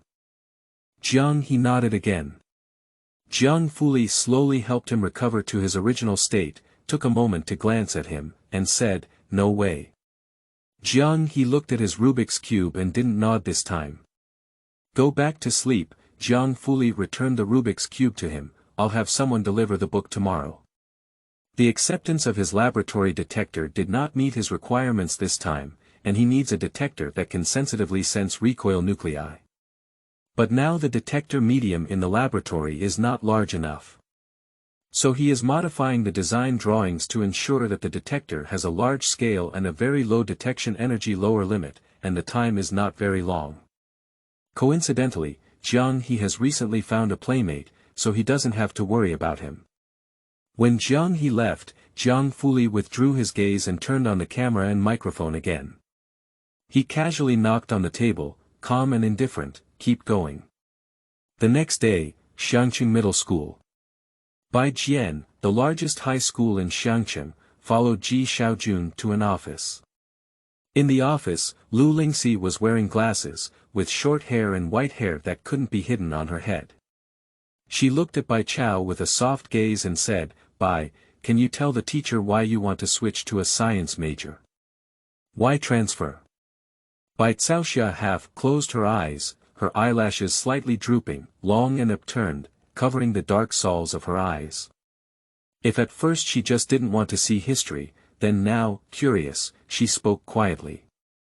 Curiosity. This is an answer that Lu Lingxi never thought about. Well, Bai Jian looked at the computer on the adjacent desk. For example, I really want to know how computers transmit information. Her black pupils reflect the reflected sun outside the window, like a lazy white cat. Things are different from people, no matter how scared and uneasy she sees the world when she passes through. But she is striving to explore this era, and it is undeniable that she is now full of curiosity about this era. It was the first time Ji Xiaojun heard Bai Chao mention this reason, and he couldn't help but tilt his head, looking at his niece's obedient face full of seriousness. Silent for a moment, thinking about how she answered him last time. "Oh, so what?" "Oh," perfunctory to him. "Okay." Lu Lingxi looked at Bai Caoxia quietly and saw that she was very serious. "Can you make a set of comprehensive science papers for me to take a look at?" She found a comprehensive science paper on the table. It took Bai Chao 20 minutes to return the paper to Lu Lingxi. Lu Lingxi is a Chinese teacher. She collects her paper and hands it to the physics teacher in the same office, asking him to help evaluate it. Then he spoke gently and said, "Let's go, I'll take you to our class." There are a total of 20 classes in grade 3, and we're in class 15. Ji Xiaojun also followed suit. The third year of high school is a separate building, with a total of 5 floors from top to bottom. Each floor has 4 classes, 2 staircases, and an office in the middle. Teacher Lu's office is on the 2nd floor, and class 15 is in the middle of the 3rd floor. As we walked down a staircase, a girl wearing a school uniform came up on the 2nd floor holding her essay book. "Teacher Lu," she said. "Ren." Lu Lingxi stopped holding onto the frame of the mirror with a gentle voice, "Put your homework book on my desk and wait for me for a while. I have something to tell you." "Okay." Ren Wanxian looked up, but her gaze caught sight of Ji Xiaojun. She hadn't seen Ji Xiaojun a few times, but he looked similar to her father and she could recognize him. But at this moment, her attention was focused on the people around Ji Xiaojun. "It's her, Bai Chao." Ren Wanxian was taken aback for a moment and thought a lot. Did she really transfer to this school? Has the Ji family mentioned the Ren family to her? Ji Xiaojun saw Ren Wanxian and his gaze knew what she was thinking. He calmly moved his gaze away. He used to be very kind to Ren Wanxian, and once he wanted to ask Ji Xiaorong for help with something, so he went through a lot of hardships and entered the Ren family gate. Then I saw the painting he gave to Ren Wanxian in the trash can at Ren's house. Since then, I have never been to the Ren family again. Lu Lingxi smiled and explained to Bai Chao and Ji Xiaojun in a low voice. She exclaimed, "That's Ren Wanxian. This child is really very, very intelligent. She jumped 2 levels in junior high school. You will know Bai when you stay in school for 2 days. If you have the opportunity, you can ask her for advice on learning methods." Ren Wanxian didn't care about Ji Xiaojun. She smiled at Lu Lingxi, then withdrew her gaze and went to the office. "Put your homework book on the table, and you will see a science and engineering exam paper on the table. Good night. After reading, go to bed early. P.S. Don't say I'm bald anymore." End of this chapter. Chapter 8. 008 Caoman Emperor. You are listening at novelfull.audio. Chapter 8008 Caoman Emperor Class 15. In front of the podium was a middle-aged man with a slightly overweight figure. His spine was slightly bent, and he supported the podium with both hands. "So, let's take a look at this question. What should we do as the first step?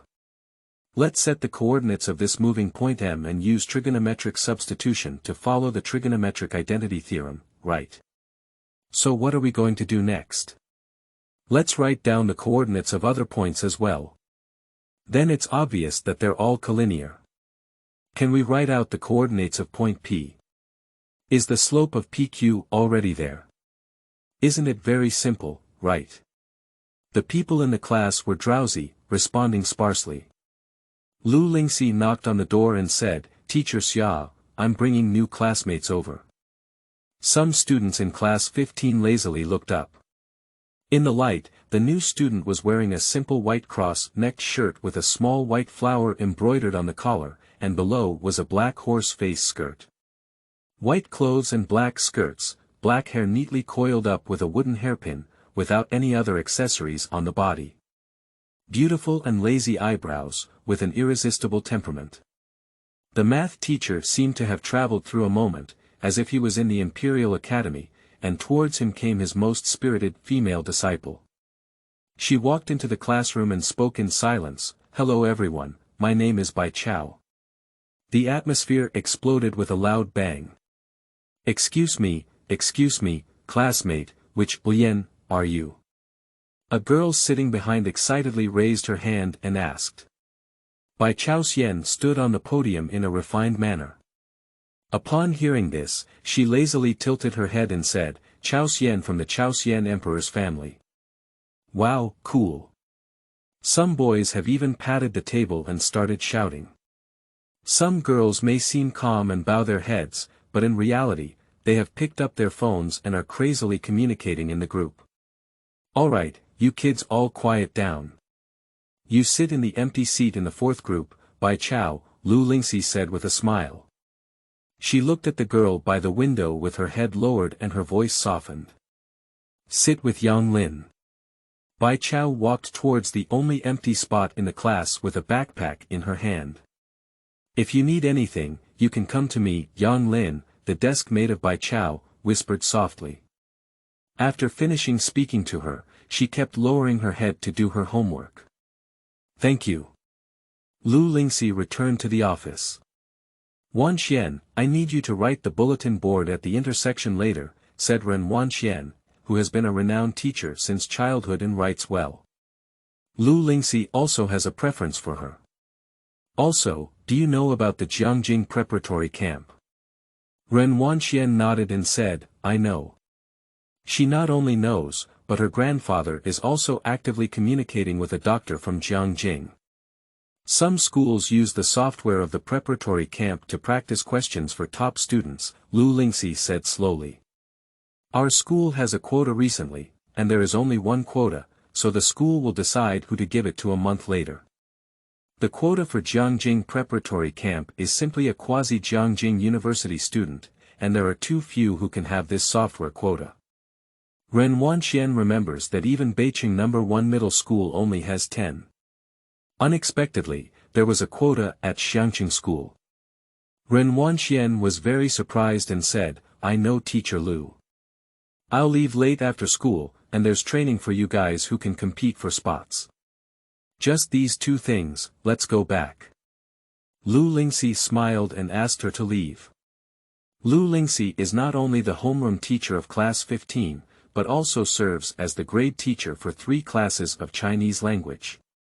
She is in charge of all the small matters in her senior year of high school. "Teacher Lu, I put the paper that transferred students on your desk just now." The physics teacher reminded Lu Lingxi. Lu Lingxi quickly put on his glasses and picked up the test paper, saying, "Let me take a look first." The first thing she saw was the words on the exam paper. This word. Upon hearing this, Ren Wanchuan's footsteps slowed down. "So that test paper is from Caoxia Japonica." The physics teacher held a teacup and said with a smile, 85 points. "The exam is simple, and the score is slightly lower, but I have learned the basic knowledge well." Ren Xian stopped at the door, her eyebrows and eyes slightly mocking. She closed the door and casually thought, the physics teacher's language is really cultured. Where is this slightly lower? The comprehensive science exam at the beginning of the semester in Jiangjing is very simple, all basic questions, with a total score of 300 points. However, there's no one below 150. In the office, Lu Lingxi was quite surprised. 85, that's enough. Lu Lingxi held the test paper and smiled. You don't know, Bai Jian's classmate Wen Zhuanli. I thought she could get a 50, so I didn't advise her to return to the humanities class. She doesn't have high expectations for the white rice cake. After all, it's a matter of converting literature to science, and she didn't expect the white rice cake to score 200 points. Lu Lingxi also does not pursue a higher education rate. Translated from text to logic. No wonder the characters are so neat and look even better than those printed on a printing machine, said the physics teacher just as he was preparing for class and didn't listen to the conversation between Lu Lingxi and Bai Cao. It looks more comfortable than Ren Wanchuan's exam paper. Strangely enough, this student has switched from literature to science. Although the test paper is simple, most of it is basic knowledge, and she hasn't done many big questions. In fact, as long as she has done all are correct, especially in physics. She used the authentic style of Guangu, said Lu Lingxi, after all, a Chinese language teacher. She said she was a well-behaved child and wrote so well. In the past, scholars used to use this font when taking the imperial examination.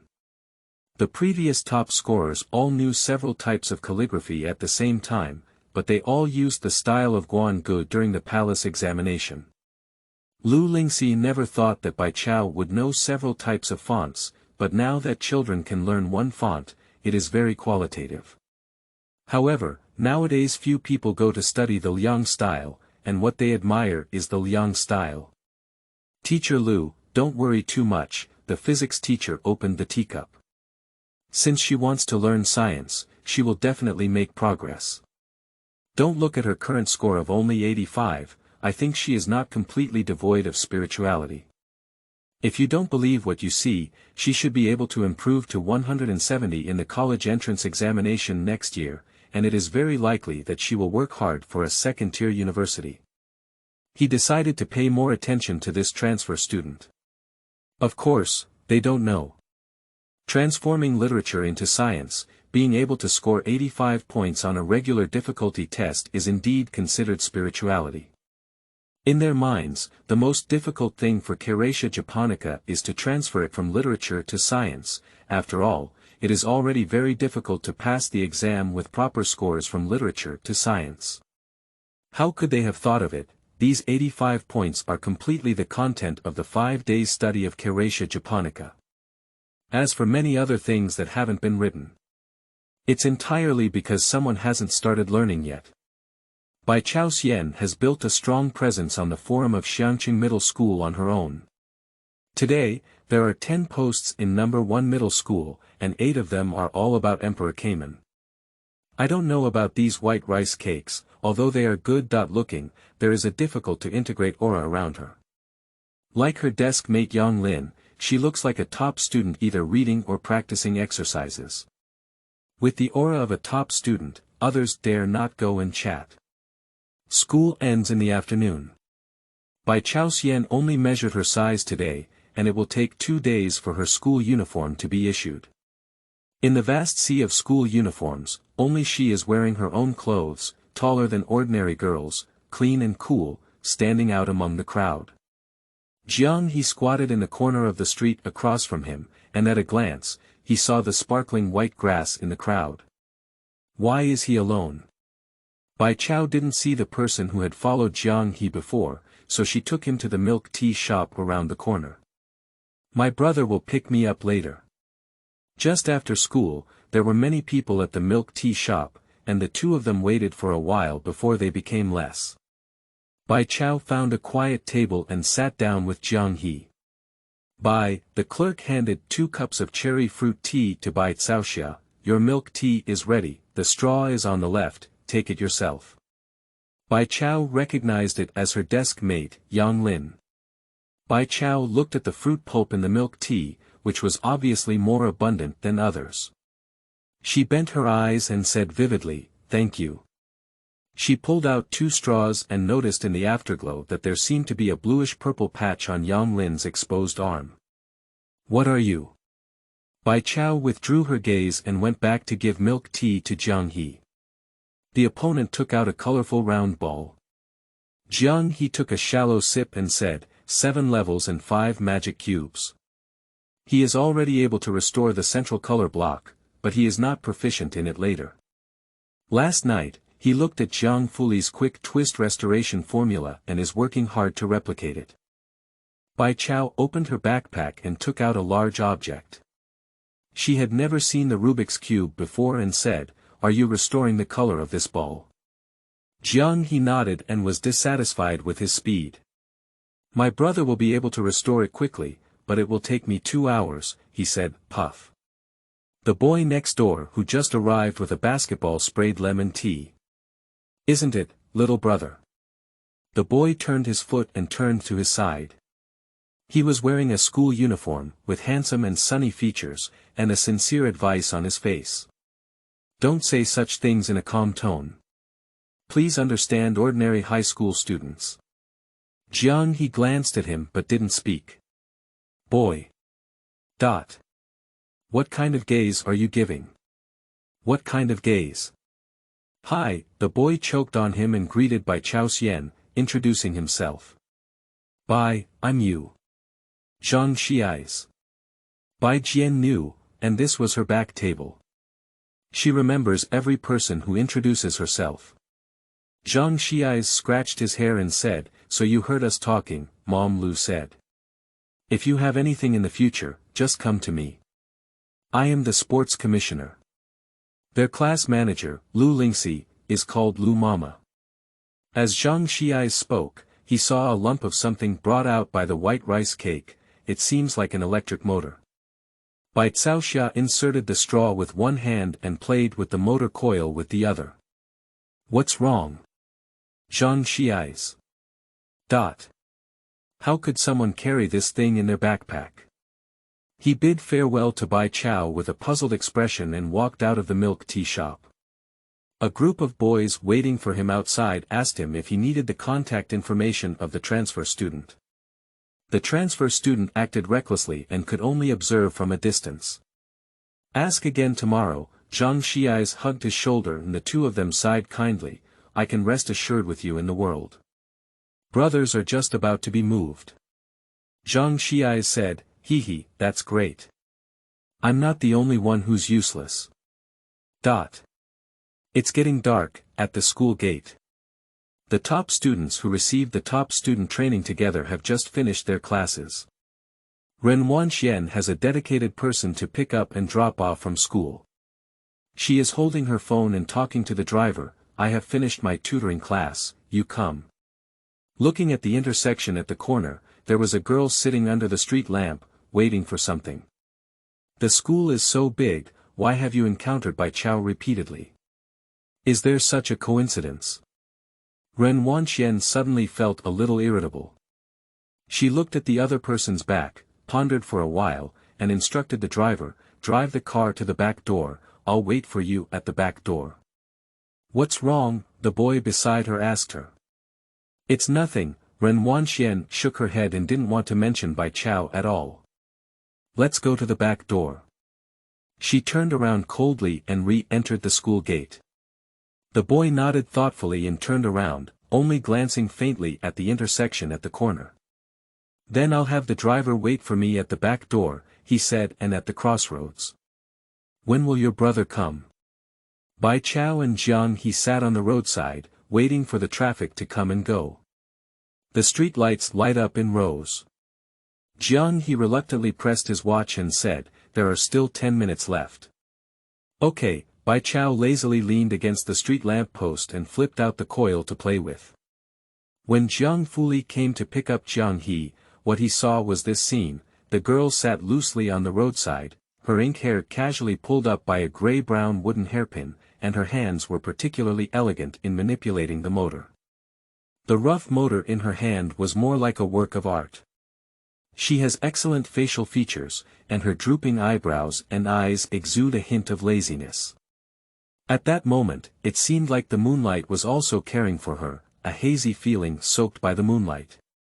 He suddenly thought of a word, soft with evil energy. Go to bed early after watching. Good night. End of this chapter. Chapter 9. 009 Solitary Moonlight, Blackwater Street. You are listening at novelfull.audio. Chapter 9009 Solitary Moonlight, Blackwater Street Twilight Long Street, monopolizing the 7 parts of the bright moon. I've been waiting for a long time. Jiang Fuli regained his senses. He lowered his gaze and introduced himself to Bai Cao. Hello, Bai Kai, I'm Jiang He's brother, Jiang Fuli. He got off the car wrapped in cold frost, with a slightly lowered voice that was naturally cold. Bai Caoxia looked up and accidentally bumped into a pair of light-colored eyes, which were like a cold pool reflecting no light. It's deep and cold. She glanced at Jiang Fuli, who was wearing a black shirt and had a cold and stunning face. His slightly lighter hair blended with the light. The first glance, perhaps another glance. Clearly lonely and quiet. But it was deafening.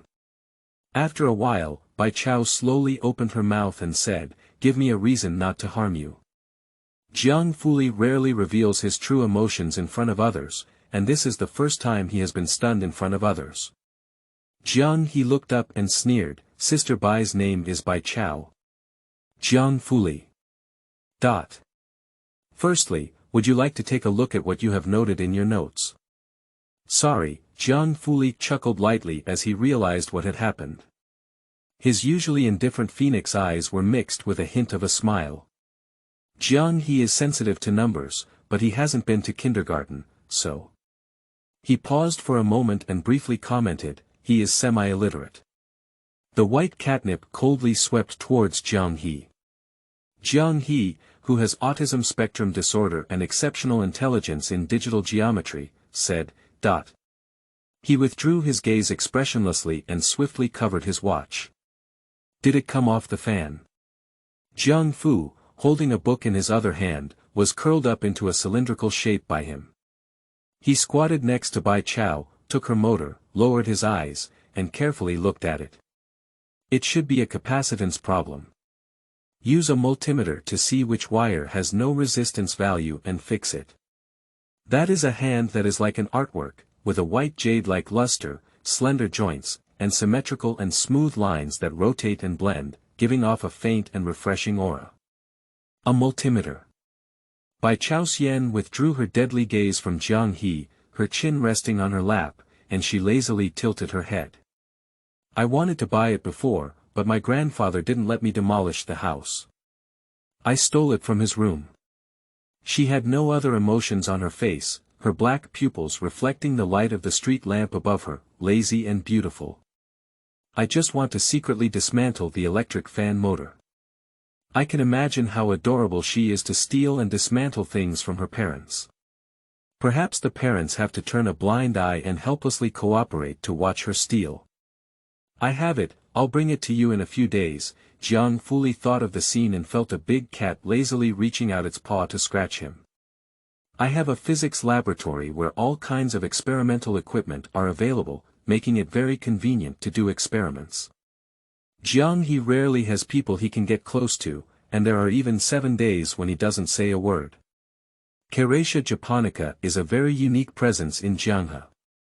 Until now, seeing it with his own eyes, he felt that he might have some understanding why Jiang he wanted to go home with her.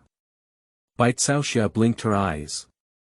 A very large laboratory, there should be a particle collider there. As more and more people looked around, Jiang Fuli picked up Jiang he's collar and stood up. Get on the car first, I'll take you back. The street lights on Qingshui Street are a bit low. Bai Cao asked Jiang Fuli's car to stop at the intersection. This is the book you want. Jiang Fuli got out of the car with her and handed her the book in his hand. In the dusk, his eyebrows and eyes seemed to soften slightly as if they were immersed in ice and snow. Physics is not difficult, it's very interesting. If you have any questions, you can ask me. Thank you. Bai Cao took the book. This is a book that she can't reach 1,000 degrees. I should thank you. Jiang Fuli looked at Jiang He and whispered, Jiang He always thinks he's an alien and wants to return to his own planet. You are his first human friend. He's very cute, commented Bai Cao. Jiang Fuli turned his head to look at her for a while and chuckled lightly, Bai Cao waved at him and left. Jiang Fuli watched as she entered a small shop, and not far away, there were police officers patrolling. The slightly furrowed brow slightly loosened and returned to the car. Surprisingly, there hasn't been any demolition here. Ming Dongheng sat in the driver's seat, looking at a low, old building and appearing surprised. Across from it is Blackwater Street, where my master is. That is the place that Ming Dongheng often goes to, Qingshui Street, a street at the junction of the two countries. I just didn't expect that Qingshui Street and Qingshui Street are only 1 kilometer apart, facing each other from afar across the river. Jiang Fuli looked at the lonely street lights and slowly climbed up the car window, saying, Go back. Ming Dongheng drove away, and Jiang He lay by the window, looking at the white rice cake. Jiang Fu lightly tapped the phone screen with his fingertips away from his hand. In the dark night, his eyebrows and eyes seemed to be soaked in a faint layer of cold frost. After a while, he lit up the screen and sent a message, Go to the miscellaneous room and find my physics notes, a small shop. 2 police officers came over to buy 2 bottles of water and chatted with the store manager as if they were at home. The store manager answered in confusion. Before leaving today, Bai Cao asked the store manager to help her bring a few wires. The manager gave her the wires and also gave her a lollipop, blocking the QR code and refusing to let her transfer the money. Hurry home, it's already dark. Oh, Bai Cao put away the wires. The patrol didn't ask anything, so they finished work and went back. After the 2 patrols left, the neighbors dared to come over and say, What did you do? You went to the other bank of the river to steal something. Why are there always police watching you? But I am a good citizen, the store manager spoke with great grievances, wondering himself. I was thinking about it, but I didn't do anything. Bai Cao bit the lollipop, lowered her beautiful eyes, and walked innocently into the alley. As soon as I arrived at the entrance of the alley, I saw the old man waiting there. It's Jiang. Bai Cao was taken aback, but she quickened her pace. Jiang held a flashlight and only opened it when he saw her. He lit up the pitch-black alley and took her back. I can't rush to study, take it slow, he said. There are street lights on Qingshui Street, but there are no alleys inside. Occasionally, there are dim yellow lights for family members. I don't. Bai Cao took out her earphones, prepared to listen to English words, and refused the suggestion. Jiang. He saw Bai Cao staring at his flashlight again and was alert. This cannot be dismantled. Am I that kind of person? Bai Cao's gaze was a bit flickering, but I woke up this morning and saw the body of my electric fan. Jiang mercilessly exposed her. That's because you looked at it at the wrong time. If you don't believe it, you can check again in a few days. Bai Cao's mouth was stiff. At the same time, the only Western-style residential area in Xiangcheng, Ren Jia. Ren Qian habitually inquired about Ren Wanchuan's studies and explained Gao Jiachen's situation. Dr. Gao has not replied yet. You need to strive for it at the school. Ren Wanxian nodded. If it were in the past, she should have left. Today she hesitated a bit. What's wrong? Ren Qian was surprised. It's all about my dad's family. Ren Wanxian told Ren Qian about the matter of Bai Cao. Upon hearing this, Ren Qian put down the document in his hand and said, Is it a matter of translation? Ren Wanxian didn't pay much attention, just thinking that the other party only scored 85 points in science. She shook her head and said, I don't know why she wants to study science. Dad even asked me to teach her. Don't listen to him, he has become more and more confused in the past 2 years and doesn't know how important it is, Ren Qian said coldly. He valued Ren Wanchuan's studies and naturally knew that she had scored 300 out of 100 in the science and engineering exam. He doesn't know how important your studies are. He hasn't seen this white rice cake yet, so his impression is a bit bad. Being steady and down to earth is still important for young people.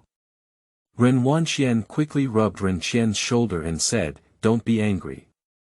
My dad didn't mean it either. You know him, he's only focused on research and doesn't even remember how old I am." The Ji family has indeed not relied on the Ren family to make waves for so many years. However, Ren Qian didn't care about the Ji family. He paused and advised Ren Wanxian, "All right, don't worry about the Ji family. Your father's mind is not clear, you need to understand what is the most important thing. The college entrance examination will be held next year, so don't be distracted by other things." After Ren Wanxian left, the Secretary General spoke up and said, "Next year's college entrance examination, it's our turn to become the top scorer in Xiangqing. Miss Wanxian has a great chance. Her competition is too fierce this year, and it's difficult for her to compete just with the Chen family in Xiangqing." Ren Qian knew a little inside. He shook his head and said, "Let's not talk about the top scorer in Beiqing, let's talk about winning Xiangqing." In their eyes, their biggest goal is to become the top scorer in Beiqing. As for the national champion, no one has thought about it. Which year's national champion was not born in Jiangjing? How could it have happened elsewhere? This is the auction list from the White Tiger auction house. A week later, the Secretary General recalled the matter, and this time there is the authentic work of Liang Zuan. Upon hearing this, Ren Qian quickly reached out to take it and said, "Is it the true work of Liang Zuan?" Liang typeface is the most popular type of font, not only loved by ordinary people, but also highly praised by major families and literary figures. Therefore, Ren Qian had Ren Wanxian learn Liang typeface from a young age. It is obvious that Ren Wanchuan's move was very successful, and from childhood to adulthood, she gained a lot of favor from people because of this move. There are very few authentic works of Liang Zuan, and one known to the outside world is in the private museum of the Chen family in Jiangjing. Once this authentic work is released, it is feared that a group of people will have to rush over from all over the country. No one will suspect it is fake, after all, it is the largest auction house in Asia, and no one dares to cause trouble when opening an auction house on Blackwater Street. "Find a way to get an invitation letter for the auction house," Ren Qian said. The next day, Bai Chao didn't stay in the library because Jiang Fuli had someone bring her a multimeter. She is planning to go home and show her grandfather what it means to look at the wrong time. The number 12 bus stopped at Qingshui Street, and when Bai Jian got off with a black backpack, she saw a circle of people far away near the snack shop on Qingshui Street. As Bai Chao approached, the white vests outside the crowd shook their hands as they watched the excitement. With a snap, the smoke fell to the ground. "Jiang team, you ask them, have I violated the law?" In the middle of the crowd, a middle-aged man in black casually spat out a cigarette ring and pointed it at a vendor selling cold noodles. "Do you dare to say I have violated the law?" The vendor selling cold noodles shook his head in fear as he tidied up the booth that had been kicked. No. I knocked it down myself." "Oh, do you dare?" The middle-aged man took 2 more steps and pointed to the seller of handmade carvings. The person sat on the ground, waving wildly. He stepped on an embroidered shoe and finally stopped in front of Jiang. "What about you? Do you dare?" Jiang looked at the collapsed stall and shook his head. "See," the middle-aged man looked leisurely at Jiang's team and spoke arrogantly, "I've told you I didn't, Jiang's team. You're not going to catch a good person back, are you?" "You." Jiang team was about to get started when his companions hugged him fiercely. "Forget it, Jiang team." My companion whispered in Jiang's ear, "He should be the poisonous scorpion." "Team Jiang, calm down. Poisonous scorpion. They are one of the top 10 wanted individuals on their internal wanted list, often wandering around Blackwater Street and internationally. Many of the people under their command are mercenaries, backed by bars on Blackwater Street. It is said that the FBI has no way to deal with him. Powerful. The Scorpion had long anticipated this situation. He gave Jiang a contemptuous glance, threw the cigarette to the ground in front of him, and stepped on it with his foot. It seems that Jiang wants to catch me, so they need to find another way. No one dared to speak in the presence. The poisonous Scorpion arrogantly took all the cigarettes from the small shop and left Qingshui Street in a grand manner. After waiting for someone to leave, Jiang remained silent and helped the nearby vendors tidy up their stalls. He whispered to these people, "I'm sorry." The people from the bar on Blackwater Street, the border treaty between the two countries, the people there, Jiang has no evidence, there is really no way. Even if the Qin family in Jiangjing is here today, they can still suffer a mute loss. Bai Cao stood not far away, calmly watching the scene. Her gaze on his white vest made him shiver behind him. He quickly bit his cigarette and went to help the vendors collect things. It is obvious that the white vest is also one of the troublesome people in the convention office. Seeing him helping to collect things, Jiang couldn't help but glance at him and then at the shop owner not far away. The people around gradually dispersed, and this kind of thing is not uncommon in Qingshui Street. Ah Jiao. Jiang packed his things but saw Bai Jiao standing on the street. The neighbor in the neighborhood likes to make small things by Jiang.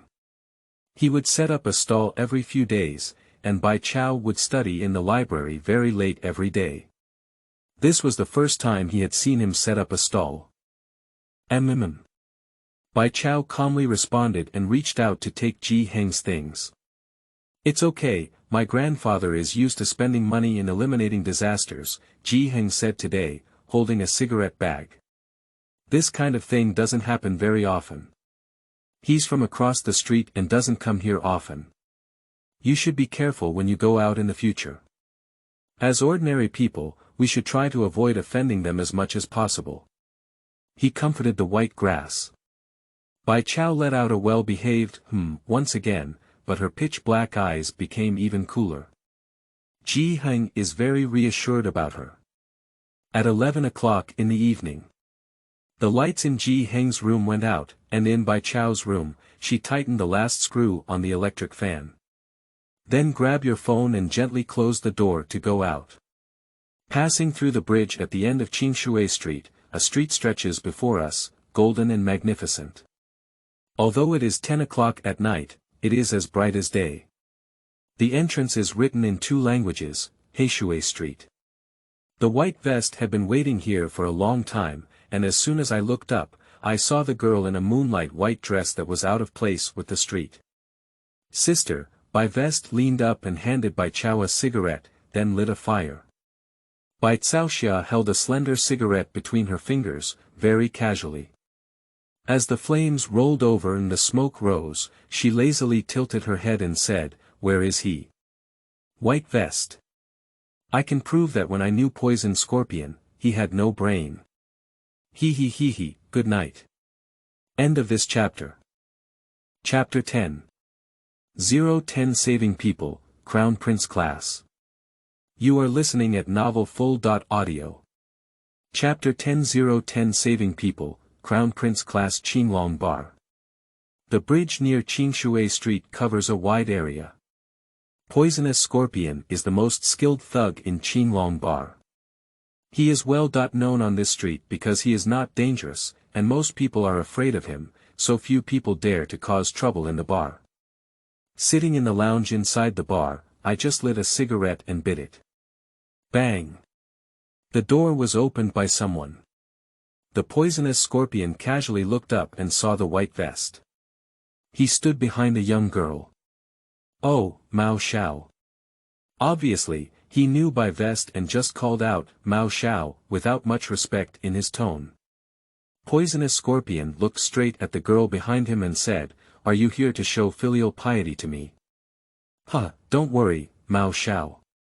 I will definitely support you more in front of your godfather." Looking at him with a white vest is like looking at the past self. The white grass slowly approached. The poisonous scorpion was taken aback for a moment, then smiled and reached out to Bai Cao. Mao Xiao, the person you have chosen is quite impressive. Bang! He was kicked to the ground with a stool, and a bone in his chest broke. The poisonous scorpion furrowed its brows and eyes, endured the pain and got up, then punched Bai Cao's face hard. Bai Caoxia didn't move her steps, only raised her hand calmly and caught a punch from poisoned scorpion in his shocked eyes. The moon-white skirt sways gently. Click and wipe. The sound of broken finger joints rang out. You want to die? With a loud bang, he was once again slammed to the ground by the white grass. Poisonous scorpion has never seen such a perverted scene before. He looked at Bai Cao in terror. The terrain at the border between the two countries is complex, so where can someone without some skill survive?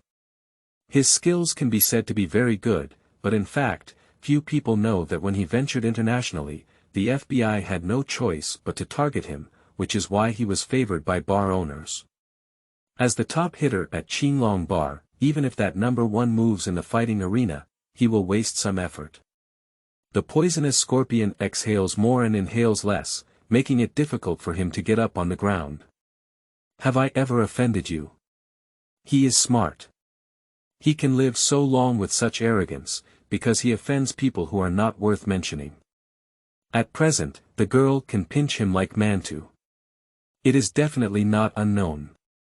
He doesn't know exactly how he got into her trouble. The other hand of Bai Caoxia was still holding a slender smoke, and the hazy smoke wrapped around her face. She walked slowly to the side of the poisonous scorpion, wearing grey embroidered shoes with an inconspicuous footprint. The embroidered pattern was pink peony, layered and elegant. She stepped on the scorpion's right hand with her embroidered shoes that only had footprints, closed her eyes, and asked in a warm voice, "Is it embroidered well?" Sleek. The previously arrogant poisonous scorpion is now lying by the side of the white grass shoes. Even though its chest hurts every time it breathes, it still tries to wipe the dust on the white grass embroidered shoes with its hands. He looked up at her with a pleasing smile and said, "Okay, embroidered very well." Bai Caoxia lowered her head, and the shadow cast by her eyelashes covered the haze at the bottom of her eyes. She lifted her foot and said, "It's really good." Bang! Another kick. Kick fiercely at the chest of the poisonous scorpion. The poisonous scorpion was kicked onto the wall. Bai Caoxia leisurely tidied up her sleeves. She withdrew her gaze and said coldly, "But it's dirty." The white vest crouched beside the poisonous scorpion, kindly reminding him, "You said who's not good to provoke, you must kick her grandfather's stall, and you still ask people if they dare. Do you think they dare? Remember to respect the elderly and love the young." The sound of the bar was deafening. A group of people in black were waiting at the door, and the leader saw the poisonous scorpion lying inside by the wall, exhaling more and breathing less. The corners of their mouths twitched. "God TM, you make a wicked person respect the old and love the young." They looked at Bai Cao with fear and then said to Bai Bei, "Mao Xiao, the boss wants you to go to the conference room." "I'll tell my godfather," the white vest nodded casually. Bai Cao sat back on the bar, tapping lazily on the table with her fingers, "Xiao Bai."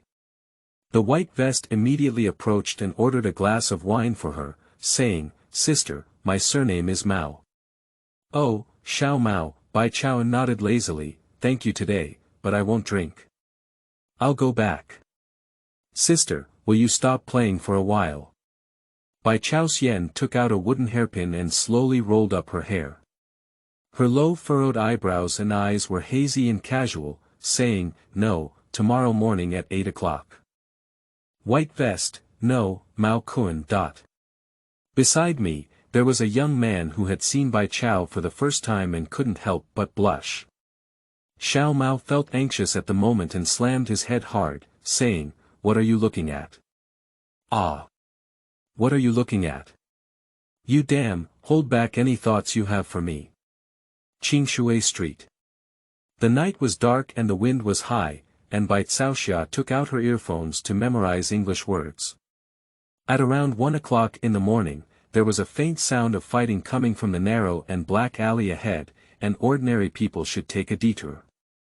Bai Cao wears headphones. Halfway through the word, her phone rings.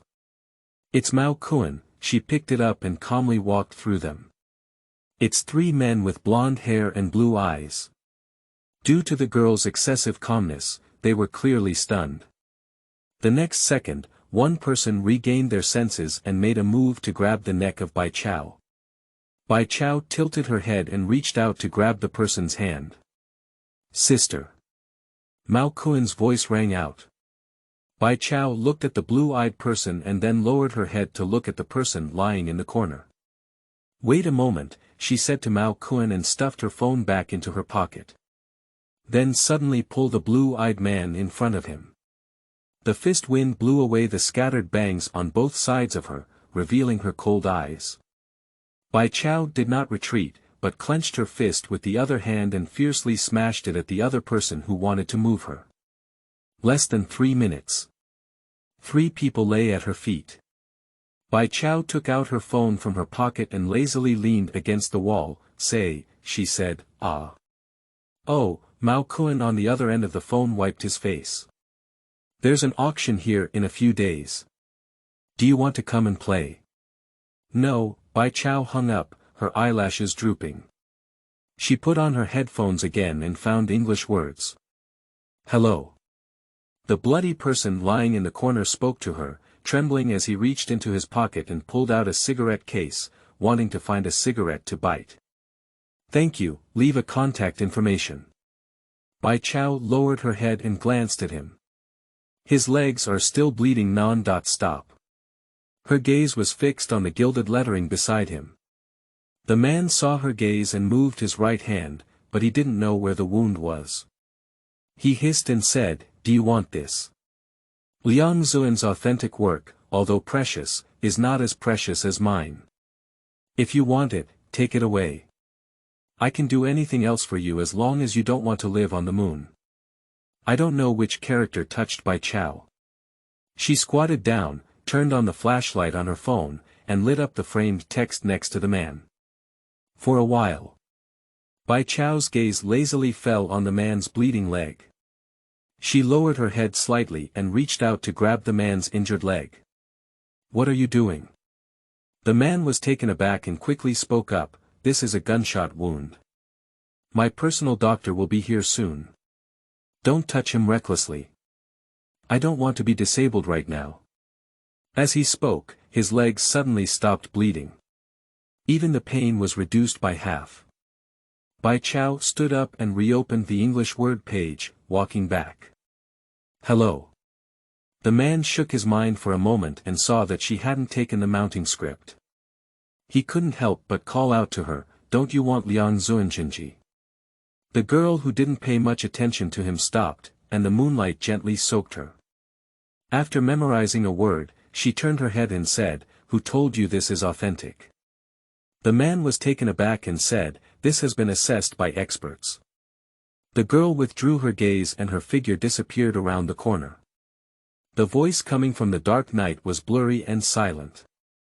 "Let's double-check, that's his student's handwriting." At 6 o'clock in the morning. Jiang's room. As soon as he opened his eyes, he met the figure in front of him holding an electric fan. Jiang. Bai Cao. Looking at him for 10 seconds, someone was looking at him with a very rational and resolute gaze, as if asking, "Why did you wake up so early?" "Very good." Jiang closed his eyes expressionlessly. Bai Cao just put on the electric fan and deliberately turned it on. The previously broken small fan seemed to be afraid that others wouldn't know it had been fixed by someone, and it started spinning with a whoosh and whoosh sound. She kindly closed the door and went out. Jiang opened his eyes and looked out the window at the early morning, low temperature, around 22 degrees Celsius, calmly reach out and pull the originally half-folded blanket to the neck. Jiangjing Middle School starts classes at 8 o'clock in the morning, and most resident students arrive at 7 o'clock. Bai Chao didn't come too late, 7.30. Her desk mate should also have arrived early, sitting in the front seat with an English book and reciting. And her position, Bai Chao lazily yawned and walked to her position, reaching out to tap on the table. She lowered her head and said, "Classmate, make way." The girl sitting in her position suddenly pulled down her face. Schwa. The originally noisy class instantly quieted down. Zhang Xiai's, who was sleeping on the table, also raised his head. His sleepy eyes aroused his excitement when he saw this situation. The curly-haired girl didn't even look at Bai Chao. When she saw Zhang Xiai's wake up, her eyes lit up and she handed him the bag in her hand. "Zhang Xiai's, I brought you breakfast," she said at the same time. On Lin gently tugged at the corner of Bai Chao's clothes and gestured for her with her eyes. Zhang Xiai's never accepts anything from girls. But now he reached out to take the breakfast and said, "Thank you, thank you. Chen Wei, please leave first. It's almost time for class." Chen Wei's face, pulled by him, once again showed a smile. "Then I'll watch you play basketball tonight." Perhaps in a good mood today, Chen Wei left class 15 humming a song. As she passed by, both male and female students instinctively shrank their necks. "New classmate, you just came to our school, and I'll give you science popularization." The girl in front turned around and breathed a long sigh of relief, saying to Bai Jiao, "That was Chen Wei from the second year of high school." "Of course, you may not be clear about that. Our school grass knows, besides Zhang Xiai's, there is also someone named Chen Zhu. Chen Wei is Chen Zhu's younger sister, Chen Zhu's 8th class in the 3rd year of high school, the Crown Prince's class. Do you understand? Those who often play with her are Chen Zhu and Ren Wanxian." "Bai Chao. Thank you. It's really annoying, I miss sharks. Anyway, in the Crown Prince class, if ordinary people don't want to provoke us, we shouldn't do it." "Eggs touch stones," the girl said, then looked at Yang Lin and Zhang Xiai's, "Right, both of you. The most important thing is that Chen Zhu and Ren Wanxian are both hot contenders for the top spot in Beijing this year." On Lin sat in her seat, thought for a moment, and added lightly, "Try not to offend them. The reason is like this." Zhang Xiai's was dissatisfied, "But why do you say that I, a sunny and cheerful 19-year-old pure-hearted man, am a fool?" No one paid attention to him. Zhang Xiai's grabbed his desk mate's shoulder again. "Shui Shen, what do you think?" Ning Xiao looked up and gave him a quiet look. Bai Chao propped her chin with her hands and lazily flipped through an English book. Zhang Xiai's touched his nose and took out his phone to add her as a friend. Today is Friday, and school ends in the evening. Yang Lin and Bai Jiao walked out of the school gate together. Bai Jiao put on earphones to listen to words and walked with Yang Lin to the flower shop at the end of the street. The middle-aged woman selling flowers was enthusiastically wrapping a bouquet for the customer. When she saw Yang Lin, she squinted and smiled softly. "Your flowers are on the table, I have placed them for you." While reciting vocabulary, Bai Chao looked over and saw a beautiful white lily on the table. Yang Lin picked up the flowers and placed the money on the table. The middle-aged woman wrapped the flowers and shook her head helplessly when she saw this scene, then asked, "Where's that kid Zhang Xiai's?" "He is playing ball. If we go to play ball again, we can't learn from you and Ning Xiao." Zhang's mother muttered, looking at Bai Chao again. "Hey, this is the transfer student in your class, isn't it? The little girl is really good. Looking." She pulled out a red rose and gave it to Bai Caoxia. "It looks more obedient than my rascal." Bai Chao took it and said, "Thank you, auntie." Ah, Zhang's mother covered her heart. I knew it was time to have a daughter. Damn it, Zhang Xiai's would only water my orchids to death. Don't be angry, the middle-aged man who had just returned from outside put down his computer bag and comforted him repeatedly.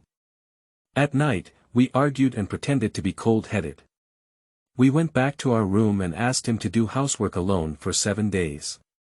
Bai Chao and Yang Lin parted ways at the intersection, holding a rose. Follow the address given by Jiang He to the wealthy area of Xiangcheng. The bus only goes to the outermost road. Ren Wanxian did not participate in the top student training today.